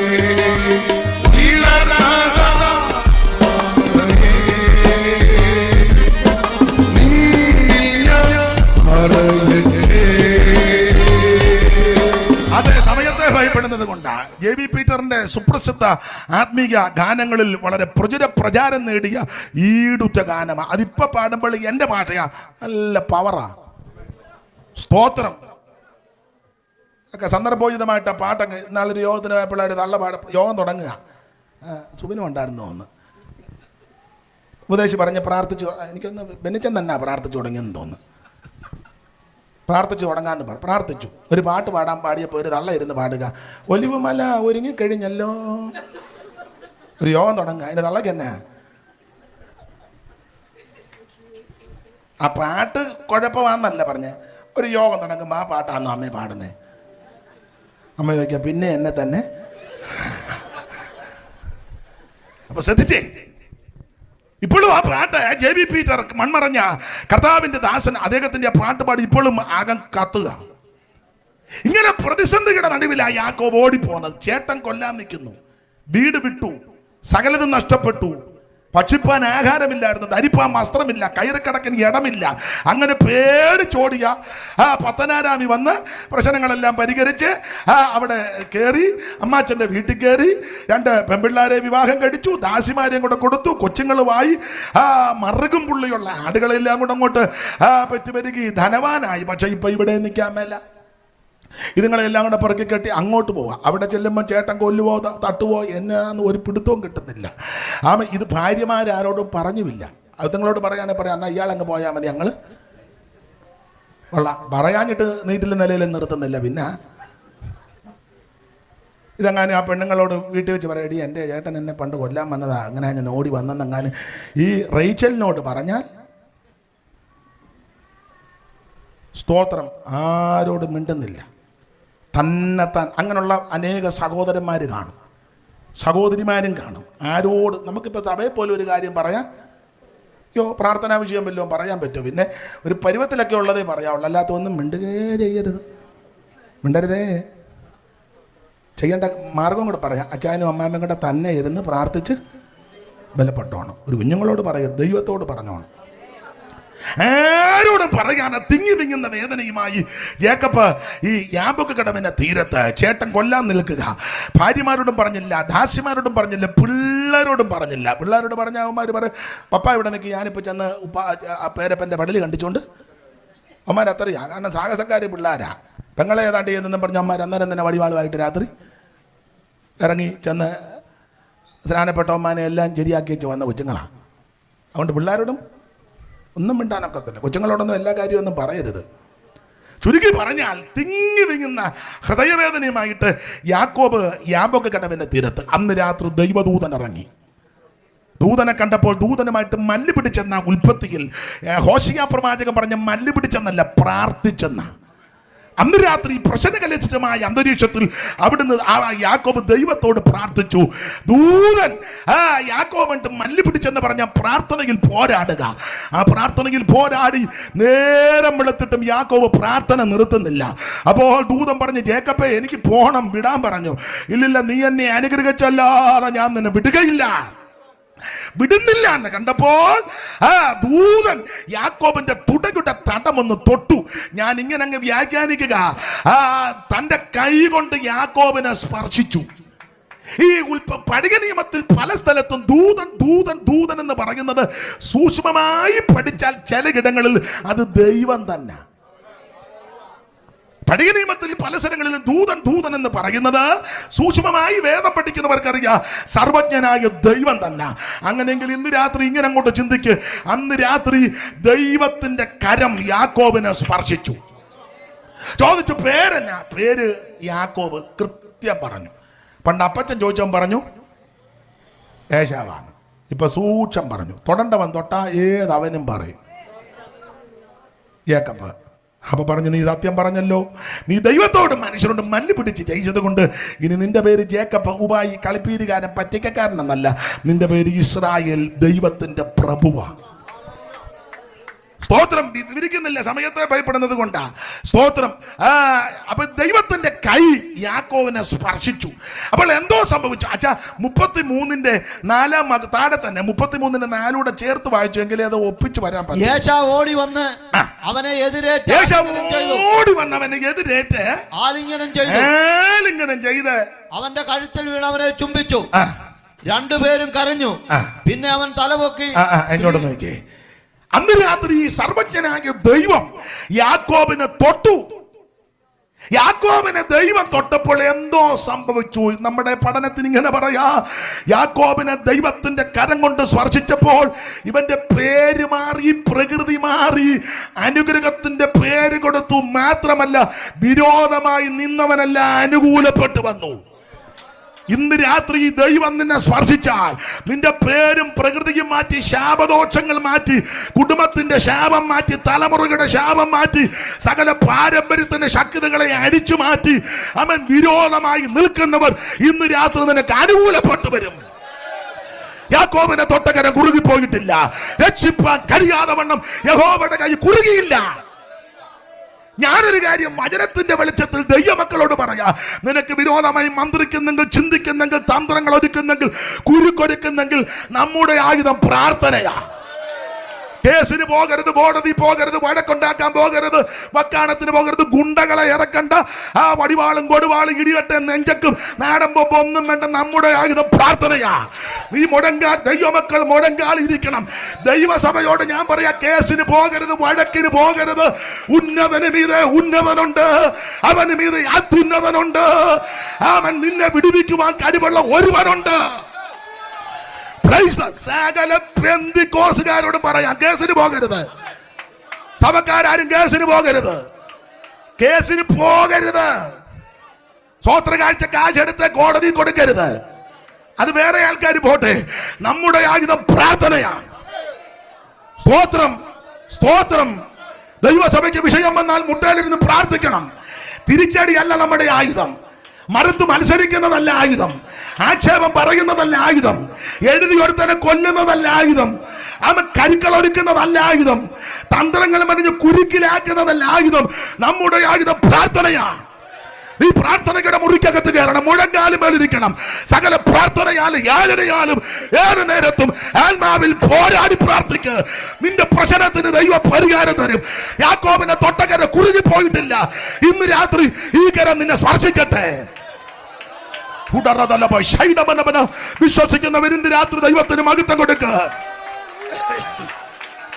ഒരു സൈന്യം എന്റെ നേരെ പാളയമിറങ്ങിയാൽ ഭയപ്പെടത്തില്ല, ഭയപ്പെടത്തില്ല. ചിലർ രഥങ്ങളിലും ചിലർ കുതിരകളിലും ആശ്രയിക്കുക. നമുക്ക് നമ്മുടെ ദൈവത്തിൽ ആശ്രയിക്കാം. സങ്കീർത്തനക്കാർ പാടി, ഞാൻ എന്റെ കണ്ണ് പർവ്വതങ്ങളിലേക്ക് ഉയർത്തുന്നു, എനിക്ക് സഹായം എവിടെ നിന്ന് വരും? എന്റെ സഹായം ആകാശത്തെ ഭൂമി ഉണ്ടാക്കിയ യഹോവയിൽ നിന്ന് വരുന്നു. ഇസ്രായേലിൻ നിദ്രാഭാരം തൂങ്ങുന്നില്ല. ഓ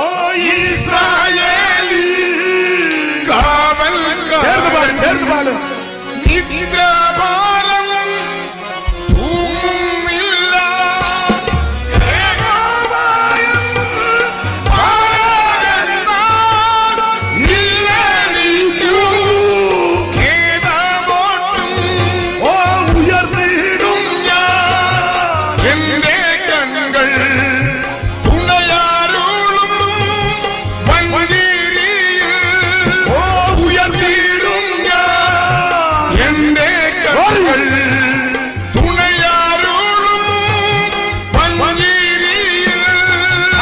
ദൈവത്തിന് മഹത്വം കൊടുക്ക്.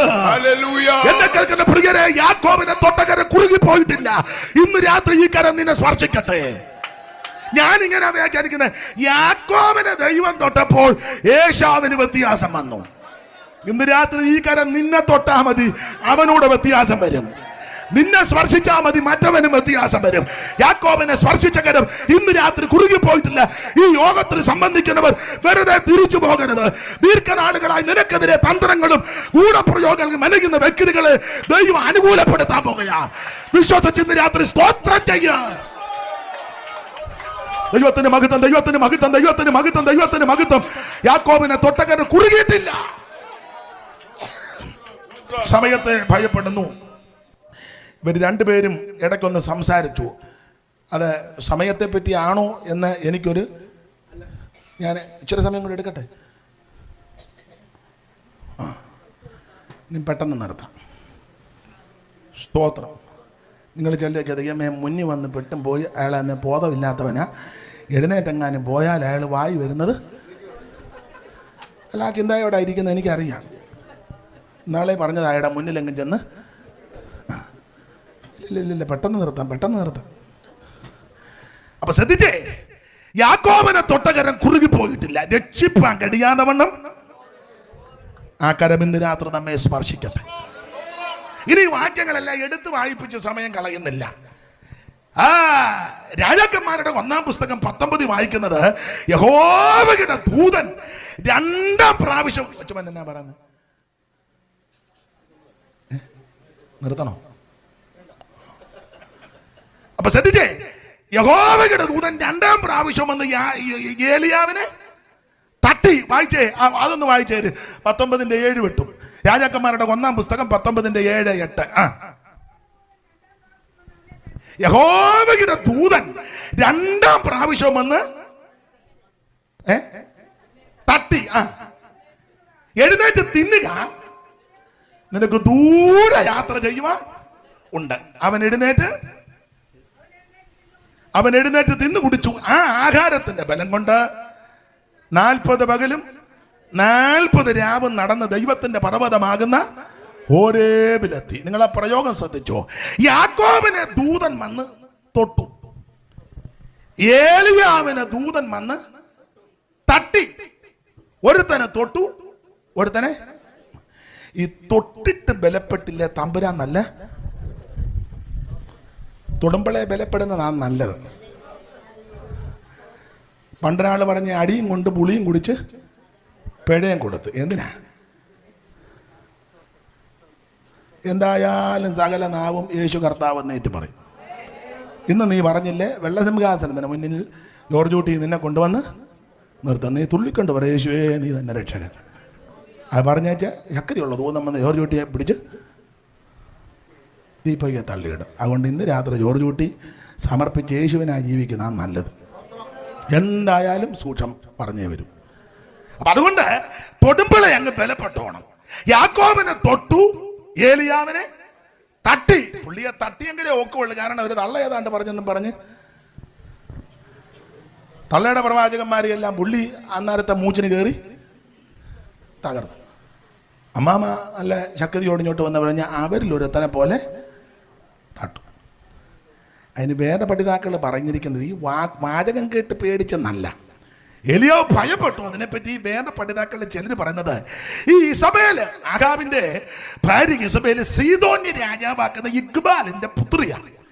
ഇവളെ പറ്റി ഒരു പ്രയോഗം, ഇവൾ ആഭിചാരം ചെയ്യുന്നവരാണ്. ക്ഷുദ്രക്കാരി അമ്മാമ്മയാണ്. നാടൻ ഭാഷ പറഞ്ഞ അമ്മാമ്മ കൂടോത്രക്കാരി അമ്മാമ്മയാണ്.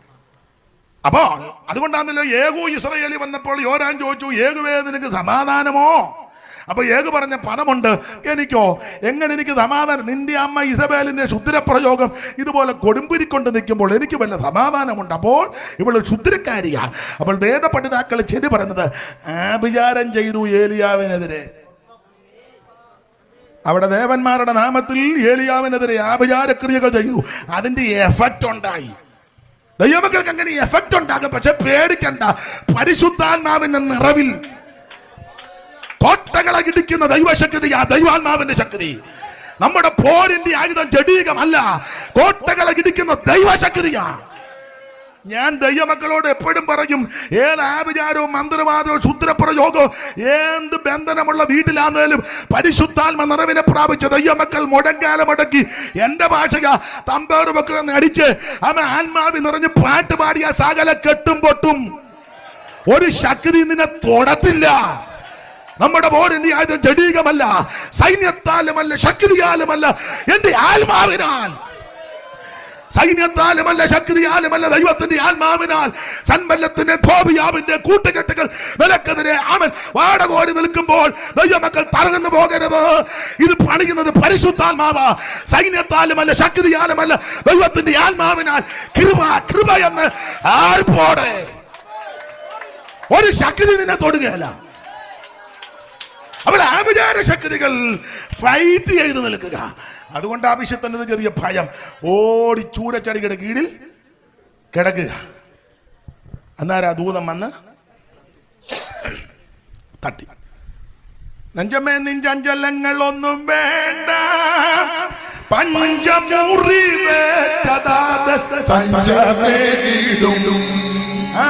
നെഞ്ചമേ നിഞ്ചഞ്ചലങ്ങൾ ഒന്നും വേണ്ട, പഞ്ചമുറി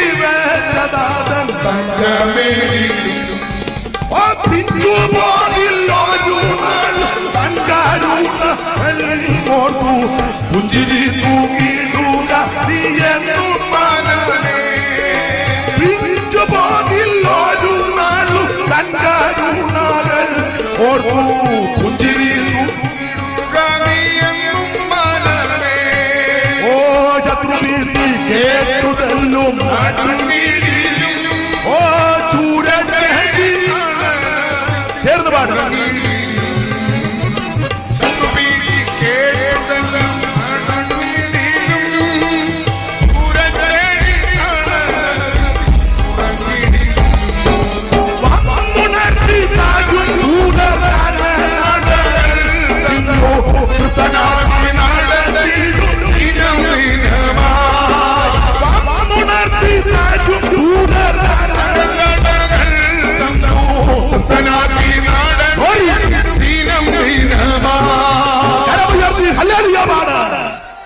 ദൂതൻ വന്ന് തട്ടി എഴുന്നേറ്റ് ബലപ്പെടാൻ പറഞ്ഞു. നീ ഇതെല്ലാം കൂടെ കണ്ട് പേടിക്കൊന്നും വേണ്ട.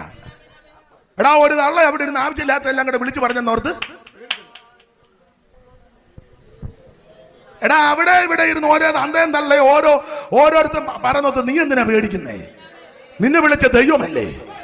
നിന്റെ മേലൊരു അഭിഷേകമില്ലേ? നിന്റെ മേലൊരു ദൈവകൃപയില്ലേ? കർത്താവല്ലേ നിന്നെ വിളിച്ചത്?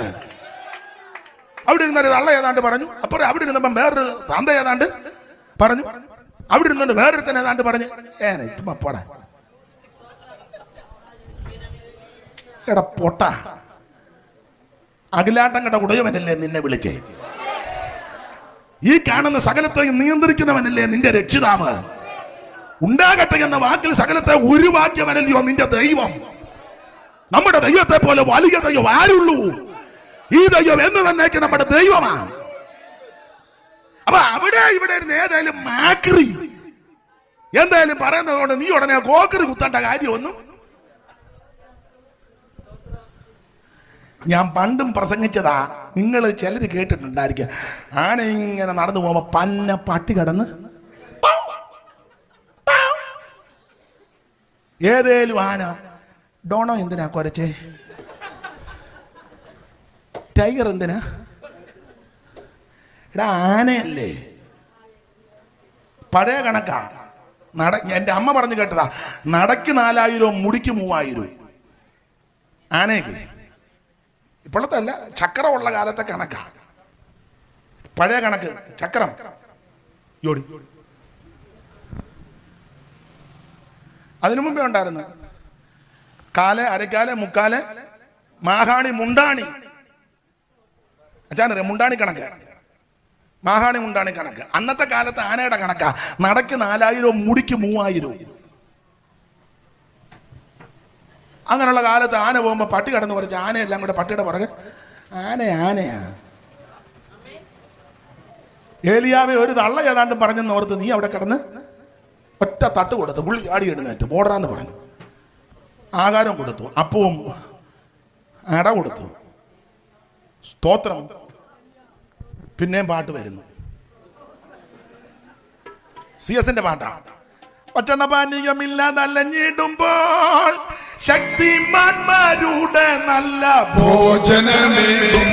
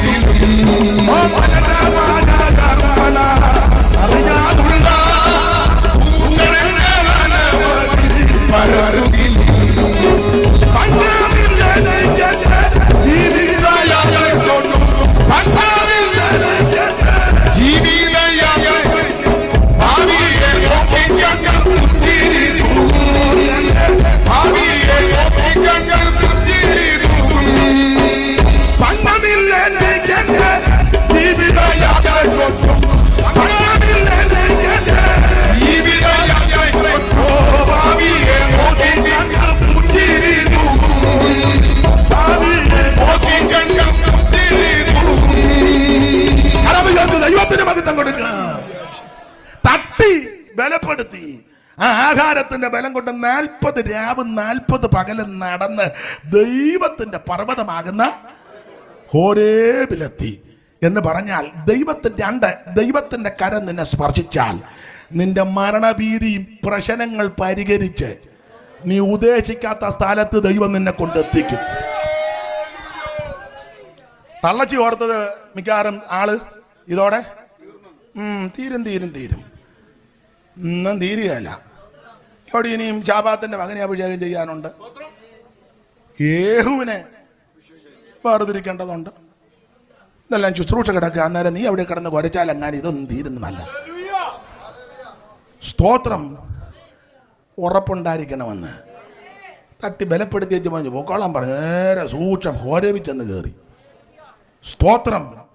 ഇനിയും നിനക്ക് ശുശ്രൂഷയുണ്ട്. ദൈവം ഇനിയും നിന്നെ ഉപയോഗിക്കും. ദൈവം ഇനിയും തന്റെ കരത്തിൽ നിന്നെ എടുക്കുമെന്ന് ഇന്ന് രാത്രി ദൈവത്തിൽ ധൈര്യപ്പെടും. അള്ളച്ചിയുമ്മ പിച്ചും പേയും പറയുന്നോർത്ത് സ്തോത്രം. ആട്ടെ, ഞാൻ പെട്ടെന്ന് നിർത്താം. 1, യാക്കോബിനെ തൊട്ടകരം കുറുകിപ്പോയിട്ടില്ല. 2, ഏലിയാവിനെ തൊട്ടകരോ കുറുകിപ്പോയിട്ടില്ല. യഗസ്കേല് 37 എടുക്കേണ്ടതാ, അതിനിന്ന് മുതിരുന്നില്ല. സ്തോത്രം. താഴ്വരയിൽ കൂടെ ചുറ്റി അടിപ്പിച്ച് അങ്ങോട്ട് കൊണ്ട് പറഞ്ഞ് കാറ്റിനോട് പ്രവചിക്കാൻ പറഞ്ഞ് നിന്നങ്ങോട്ട് കാറ്റ് ഈ നിഹതന്മാരുടെ മേലെ അങ്ങോട്ട് ഊതാൻ പറഞ്ഞു. ദൈവത്തിന്റെ കൈ അവിടെ വന്നെന്ന. Praise the Lord. അസ്ഥികളെല്ലാം എഴുന്നൊരു സൈന്യമായി. യഗസ്കേലിനെ സ്പർശിച്ച കരം കുറുകിപ്പോയിട്ടില്ല. ഇനി ഓടിച്ചങ്ങ് നിർത്തുക. ദൈവത്തിന് മഹത്വം.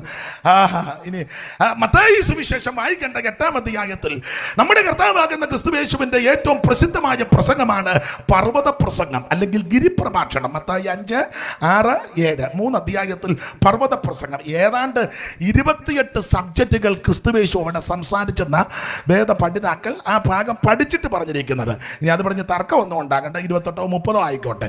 എന്തായാലും കൊള്ളാം. അവിടുന്ന് പർവ്വത പ്രസംഗം കഴിഞ്ഞ് ഇറങ്ങി വരുന്ന മൂച്ചിന് ഒരു കുഷ്ഠരോഗി അവിടെ നിൽക്കുക. നിന്നേച്ച് പറഞ്ഞു, ഗുരു, നിനക്ക് മനസ്സുണ്ടെങ്കിൽ എന്നെ സൗഖ്യമാക്കണം. യേശു അവനെ നോക്കി. കർത്താവ് പറഞ്ഞൊരു പദമുണ്ട്, എനിക്ക് നിന്നോട് മനസ്സുണ്ട്. കാരണം കുഷ്ഠരോഗിയോട് ആർക്കും വലിയ മനസ്സില്ല. ലേവ്യ പുസ്തകവും പുറപ്പാടും ഒക്കെ പഠിക്കുമ്പോൾ പാളയത്തിന് വെളിയിൽ അശുദ്ധനെന്ന് പുലമ്പണം, മുഖമെല്ലാം മൂടണം, ആരും അടുത്ത് വരത്തില്ല, ഇവൻ അങ്ങോട്ടും കയറി ചെല്ലാനൊക്കത്തില്ല. ആകെ പരിവക്കേടാ. എല്ലാവരാലും വെറുക്കപ്പെട്ടവനാ, തള്ളപ്പെട്ടവനാ, ഒറ്റപ്പെട്ടവനാ. സകല മനസ്സും ഇവന് എതിരാ. സ്തോത്രം.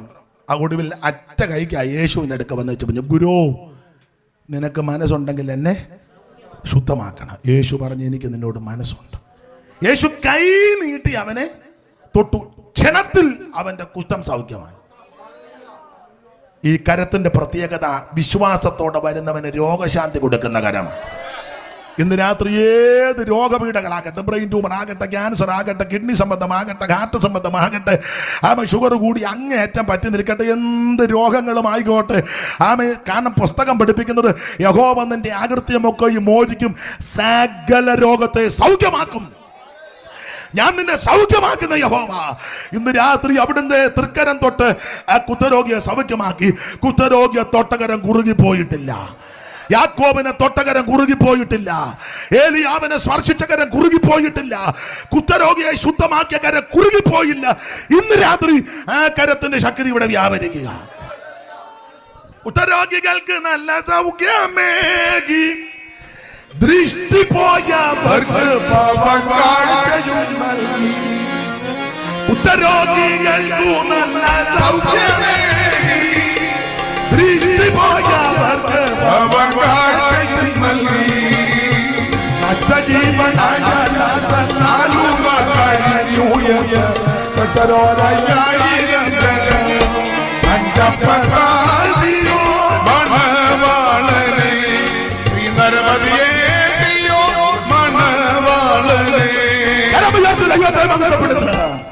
എന്നെ കേൾക്കുന്ന പ്രിയരെ, രക്ഷിപ്പാൻ കഴിയാതെ വണ്ണം യഹോവയുടെ കൈ കുറുകിയില്ല. യാക്കോബിനെ സ്പർശിച്ച കരം കുറുകിയില്ല. ഏലിയാവിനെ തൊട്ടകരം കുറുകിയിട്ടില്ല. കുഷ്ഠരോഗിയെ ശുദ്ധമാക്കിയ കരം കുറുകിപ്പോയിട്ടില്ല. ഓടിച്ചവസാനിപ്പിക്കുക. ചില വ്യക്തികൾ, മാതാപിതാക്കൾ കർത്താവിന്റെ കൈ വെച്ചൊന്ന് പ്രാർത്ഥിക്കാൻ പിള്ളേരെ കൊണ്ടുവന്നു. ശിഷ്യന്മാര് വിലക്കി. അപ്പോൾ യേശു അടുത്ത് വന്ന് പറഞ്ഞു, ശിശുക്കളെ തടയരുത്, അവരെ എൻ്റെ അടുക്ക വിട്. ആ ഭാഗം നിങ്ങൾക്കറിയാം. അവിടുത്തെ തൃക്കരം കുഞ്ഞുങ്ങളുടെ ശിരസിൽ വെച്ച് കൈ വെച്ച് അനുഗ്രഹിച്ചെന്ന അവിടുത്തെ കരത്തിന്റെ പ്രത്യേകത നമ്മുടെ തലമുറകളെ അനുഗ്രഹിക്കുന്ന കരമാണ്. നിന്റെ സന്തതി നശിക്കാൻ അനുവദിക്കത്തില്ല. നിന്റെ തലമുറ അസ്തമിച്ചു പോകാൻ അനുവദിക്കത്തില്ല. നിന്റെ തലമുറയ്ക്ക് ദോഷം വരാൻ അനുവദിക്കത്തില്ല. നമ്മുടെ തലമുറകളെ അനുഗ്രഹിക്കുന്ന കരമാ. ആ കരം കുറുകിപ്പോയിട്ടില്ല. ഓടിച്ചോടിച്ചങ്ങ് വിടുക. ഇതൊക്കെ നിന്ന് വ്യാഖ്യാനിച്ച് പ്രസംഗിക്കാൻ ഇഷ്ടമുള്ള ഭാഗം അതങ്ങ് തൊട്ട് പോവുക. 3 ദിവസം മുഴുവൻ തിരുവചനം കേട്ട ദൈവമക്കൾ. ശിഷ്യന്മാർ വന്ന് പറഞ്ഞു, ഗുരു, ഇവിടെ ചായക്കടയില്ല, പീടികയില്ല, ഒന്നുമില്ല. ഇപ്പോഴാണെന്നില്ല പിള്ളേർ ബൈക്കെ കൊണ്ടുതരുന്നതിന് എന്നാ പറഞ്ഞില്ല, ഒരു ബനീനുമൊക്കെ ഇട്ട് എന്തോ സൊമാറ്റോ. ഓ തെറ്റിയോ?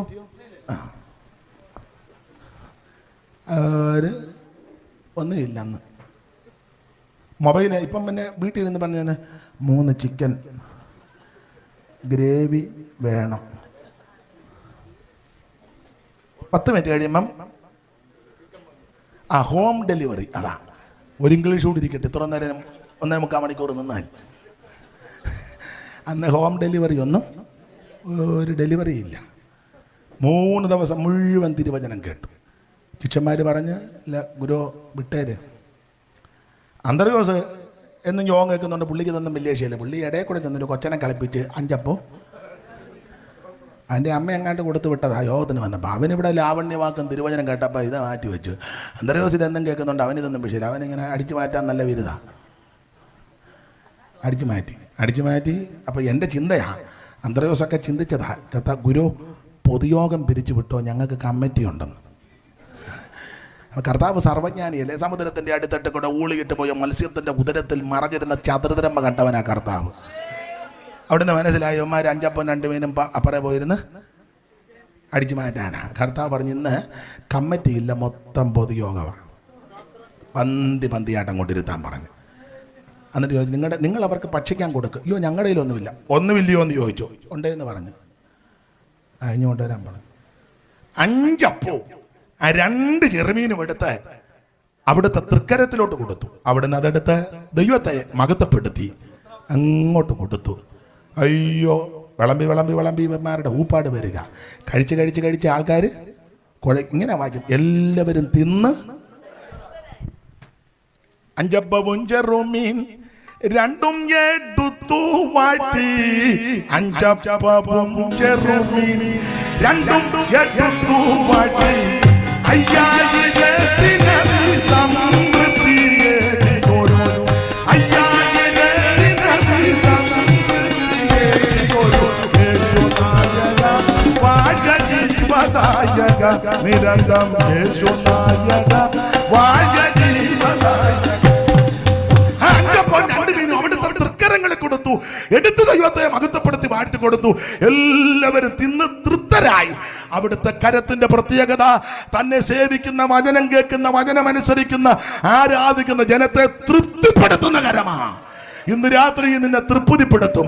Price the Lord. യാക്കോബിനെ തൊട്ടകരം കുറുകിയിട്ടില്ല, ഏലിയാവിനെ തൊട്ടകരം കുറുകിയിട്ടില്ല, കുഷ്ഠരോഗിയെ തൊട്ടകരം കുറുകിയിട്ടില്ല, കുഞ്ഞുങ്ങളുടെ ശിരസിൽ വെച്ച കൈ കുറുകിപ്പോയിട്ടില്ല, അപ്പമെടുത്ത് വാഴ്ത്തിയ കൈ കുറുകിപ്പോയിട്ടില്ല. ഒത്തിരി കാര്യം പറയാനുണ്ട്, ഒന്നുകൂടെ പറഞ്ഞങ്ങ് നിർത്താം. അവിടുന്ന് നമുക്ക് വേണ്ടി മരിച്ചു, പീഡകൾ സഹിച്ചു. അവിടുത്തെ ആ തിരുക്കരം ആണികളാൽ തൂങ്ങപ്പെട്ട് ക്രൂശിൽ കിടക്കുക. ഇന്ന് രാത്രി ആ ക്രൂശിലോട്ട് നോക്ക്. ഞാനും നിങ്ങളും ചെയ്ത അക്രമങ്ങളും അനീതികളും പാപങ്ങളും ക്രമക്കേടുകളും അവിടുന്ന് നമുക്ക് വേണ്ടി വഹിച്ച് അവിടുത്തെ ആ തൃക്കരം ആണികളാൽ തൂങ്ങപ്പെട്ട് കിടക്കുക. വിവരിക്കുന്നില്ല. അവിടുന്ന് മരിച്ചു. വിലാപ്പുറത്ത് കുന്തം കൊണ്ട് കുത്തി രക്തവും വെള്ളവും ചാടിപ്പുറപ്പെട്ടു. പീലാത്തോസിന്റെ അനുമാനത്താൽ രാത്രി വന്ന് നിക്കോമോസും അരിമത്യയിലെ യോസേപ്പും കൂടെ അനുവാദം ചോദിച്ച് അവിടുത്തെ തിരുശരീരം ക്രൂശിൽ നിന്ന് ഇറക്കി. 100 രാത്രി സുഗന്ധക്കൂട്ടുള്ള നിർമ്മലശീലയ്ക്കകത്ത് പൊതിഞ്ഞ് അരിമത്യയിലെ യോസേപ്പിന്റെ ആരെയും വെക്കാത്ത കല്ലറയ്ക്കകത്ത് കൊണ്ട് അടക്കി കല്ലുരുട്ട് വെച്ച് മുദ്ര വെച്ച് ചരിത്രം 100 പടയാളികളെ കാവൽ ഏർപ്പെടുത്തിയെങ്കിലും കൊരിന്ത്യലേഖനം 15 നേരത്തെ പൗലോസ് ഓർപ്പിച്ചതുപോലെ, തിരുവെടുത്ത് പറഞ്ഞതുപോലെ അവിടുന്ന് 3-ാം ദിവസം ഉയർത്തു. ഇന്നും അവിടുന്ന് ഉയർത്തു ജീവിക്കുന്നു.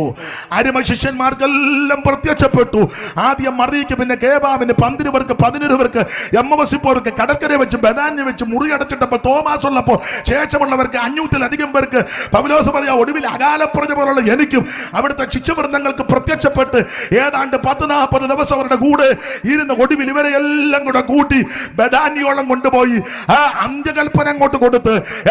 മത്തായി 28, മർക്കോസ് 16, ലൂക്കോസ് 24, അപ്പോസ്തലപ്രവൃത്തി ഒന്നുകൂടെ ചേർത്ത് പഠിച്ചാൽ അന്ത്യകൽപ്പനയിൽ പ്രധാനപ്പെട്ടതാ സ്നാനപ്പെട്ടോണം. അന്ത്യകൽപ്പന അങ്ങോട്ട് കൊടുത്ത് അവർ നോക്കി നിൽക്കുമ്പോൾ അവിടുന്ന് മുകളിലോട്ട് പോകുക. ആ പോകുന്ന പോക്കിന് ഇങ്ങനെ വായിക്കുന്ന ലൂക്കോസ് 24:50 അവിടുന്ന് കരമുയർത്തി നിൽക്കുക, അനുഗ്രഹിച്ച്. അത് വായിച്ച് ഇന്ന് രാത്രി നമുക്ക് അങ്ങ് നിർത്താം. ലൂക്കോസിന്റെ സുവിശേഷം 24-ാം അധ്യായം 50 മുതൽ താഴോട്ടുള്ള വാക്യങ്ങൾ വായിച്ച് ഇന്ന് രാത്രി മെസ്സേജ് നിർത്തുകയാ. സഹോദരിമാര് ചടിയടാന്ന് വായിക്കുന്നുണ്ട്, വളരെ സന്തോഷം. ദൈവം നിങ്ങളെ അനുഗ്രഹിക്കട്ടെ.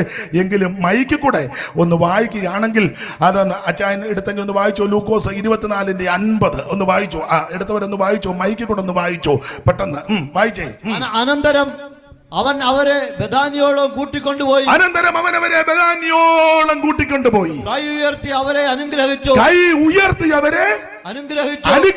മതി. എന്റെ ഭാഷ പറഞ്ഞ ആ കരം ഇന്ന് ഉയർന്നിരിക്കുക. എന്തിന്? തന്റെ ശിഷ്യവൃന്ദങ്ങളെ അനുഗ്രഹിച്ചുകൊണ്ട്. Praise the Lord. അവിടുത്തെ കരം കുറുകിപ്പോയിട്ടില്ല. ബദാന്യോളം കൂട്ടിക്കൊണ്ടുപോയി അന്ത്യകൽപ്പന കൊടുത്ത് സ്വർഗത്തിലേക്ക് പോകുന്ന വേളയിൽ ആ കരമുയർത്തിയവരെ അനുഗ്രഹിച്ചു. ആ കരം ഇന്ന് ഉയരത്തിൽ ഉയർന്നിരിക്കുക. തന്നെ സേവിക്കുന്ന, ആരാധിക്കുന്ന ജനത്തെ അനുഗ്രഹിക്കുന്ന കരം. ഇന്ന് രാത്രി രക്ഷിപ്പാൻ കഴിയാതെ വണ്ണം യഹോവയുടെ കൈ കുറുകി പോയിട്ടില്ല. യാക്കോബിനെ തൊട്ടകരം കുറുകിയിട്ടില്ല. ഏലിയാവിനെ തൊട്ടകരം കുറുകിയിട്ടില്ല. കുഷ്ഠരോഗിയെ ശുദ്ധമാക്കിയ കരം കുറുകിപ്പോയില്ല. കുഞ്ഞുങ്ങളുടെ ശിരസിൽ കൈവച്ച കാര്യം കുറുകിപ്പോയിട്ടില്ല. അപ്പമെടുത്ത് വാഴ്ത്തിയ കരം കുറുകിപ്പോയിട്ടില്ല. ഉയർത്തപ്പെട്ട കരം കുറുകിപ്പോയിട്ടില്ല. ഇന്ന് രാത്രി ആ കരം നമ്മെ തൊടട്ടെ. ആ പഴയ പാട്ടിന്റെ 2 ചരണങ്ങൾ നമുക്ക് ചേർന്ന് പാടി ഇന്ന് രാത്രി യോഗം നമുക്ക് അവസാനിപ്പിക്കാം. TKS പാട്ടാ, വളരെ പ്രചാരമായ നല്ല പാട്ടാ.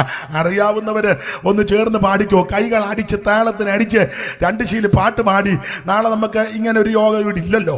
അതുകൊണ്ട് ഇന്ന് രാത്രി 10 മണിക്ക് നിർത്തുമെന്നാ പറഞ്ഞെങ്കിൽ 10 ആകാൻ ഇനി 10 മിനിറ്റ് ഉണ്ട്. അപ്പൊ ഞാൻ അല്പം കൂടെ മുമ്പാ നിർത്തിയത്. നിങ്ങൾക്ക് ഒരു സമാധാനം ഉണ്ടായിക്കോട്ടെ. അപ്പൊ അതുകൊണ്ട് 2 ശീല് പാട്ട് പാടി ആ കരമിന്ന് ഉയർന്നിരിക്കുക. ബദാന്യോളം കൂട്ടിക്കൊണ്ടുപോയി അവിടുത്തെ തിരുക്കരം ഇന്ന് ഉയർന്നിരിക്കുക, തന്റെ ജനത്തെ അനുഗ്രഹിച്ചുകൊണ്ട്. ആ പാട്ടിന്റെ ഈരടികൾ നമുക്ക് TKS പാട്ടാ, മുമ്പേ പാടിയതാ. നിന്റെ 2 പേര് ചേർന്ന് പാടി ഇന്ന് രാത്രി നമുക്കൊന്ന് പിരിക.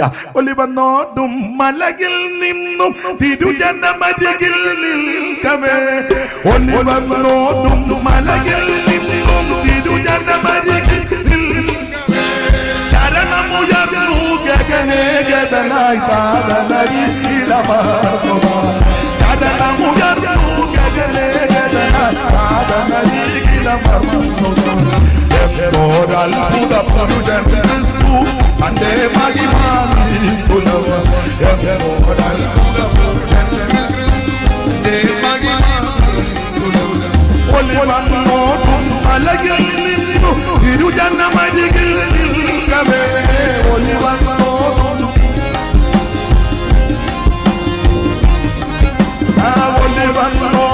മലയിൽ നിന്നു തിരുജനമരികിൽ നിൽക്കവേ. ചരണമുയർന്നു ഗഗനേഗതനായി ചരണമുയർന്നു ഗഗനേഗതനായി അതനരികിലമർന്നുക. ജയ ജയ നിസ്തുല ക്രിസ്തുനാഥൻ, ജയ ജയ നിർമ്മല നായകൻ. ജയ ജയ നിസ്തുല ക്രിസ്തുനാഥൻ, ജയ ജയ നിർമ്മല നായകൻ. ജയ ജയ കോശം ഉടനുക ജനമേ, ജയം വരുന്നാഥന് സ്തോത്രമേ. ജയ ജയ കോശം ഉടനുക ജനമേ, ജയം വരുന്നാഥന് സ്തോത്രമേ. എന്തോരത്ഭുത പുരുഷൻ ക്രിസ്തു തന്റെ മഹിമാനിസ്തുലവ. എന്തോരത്ഭുത പുരുഷൻ തന്റെ മഹിമാനിസ്തുലവ.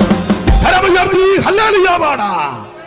എല്ലാവർക്കും എഴുന്നേറ്റ് നിൽക്കാം. എല്ലാവർക്കും ഒരു നിമിഷം കൂടെ എഴുന്നേറ്റ് നിൽക്കുക. ഒരു വരി പാട്ട്, അറിയാവുന്ന ഒരു പാട്ടുകൂടെ ചേർന്നങ്ങ് പാടിപ്പിരിക.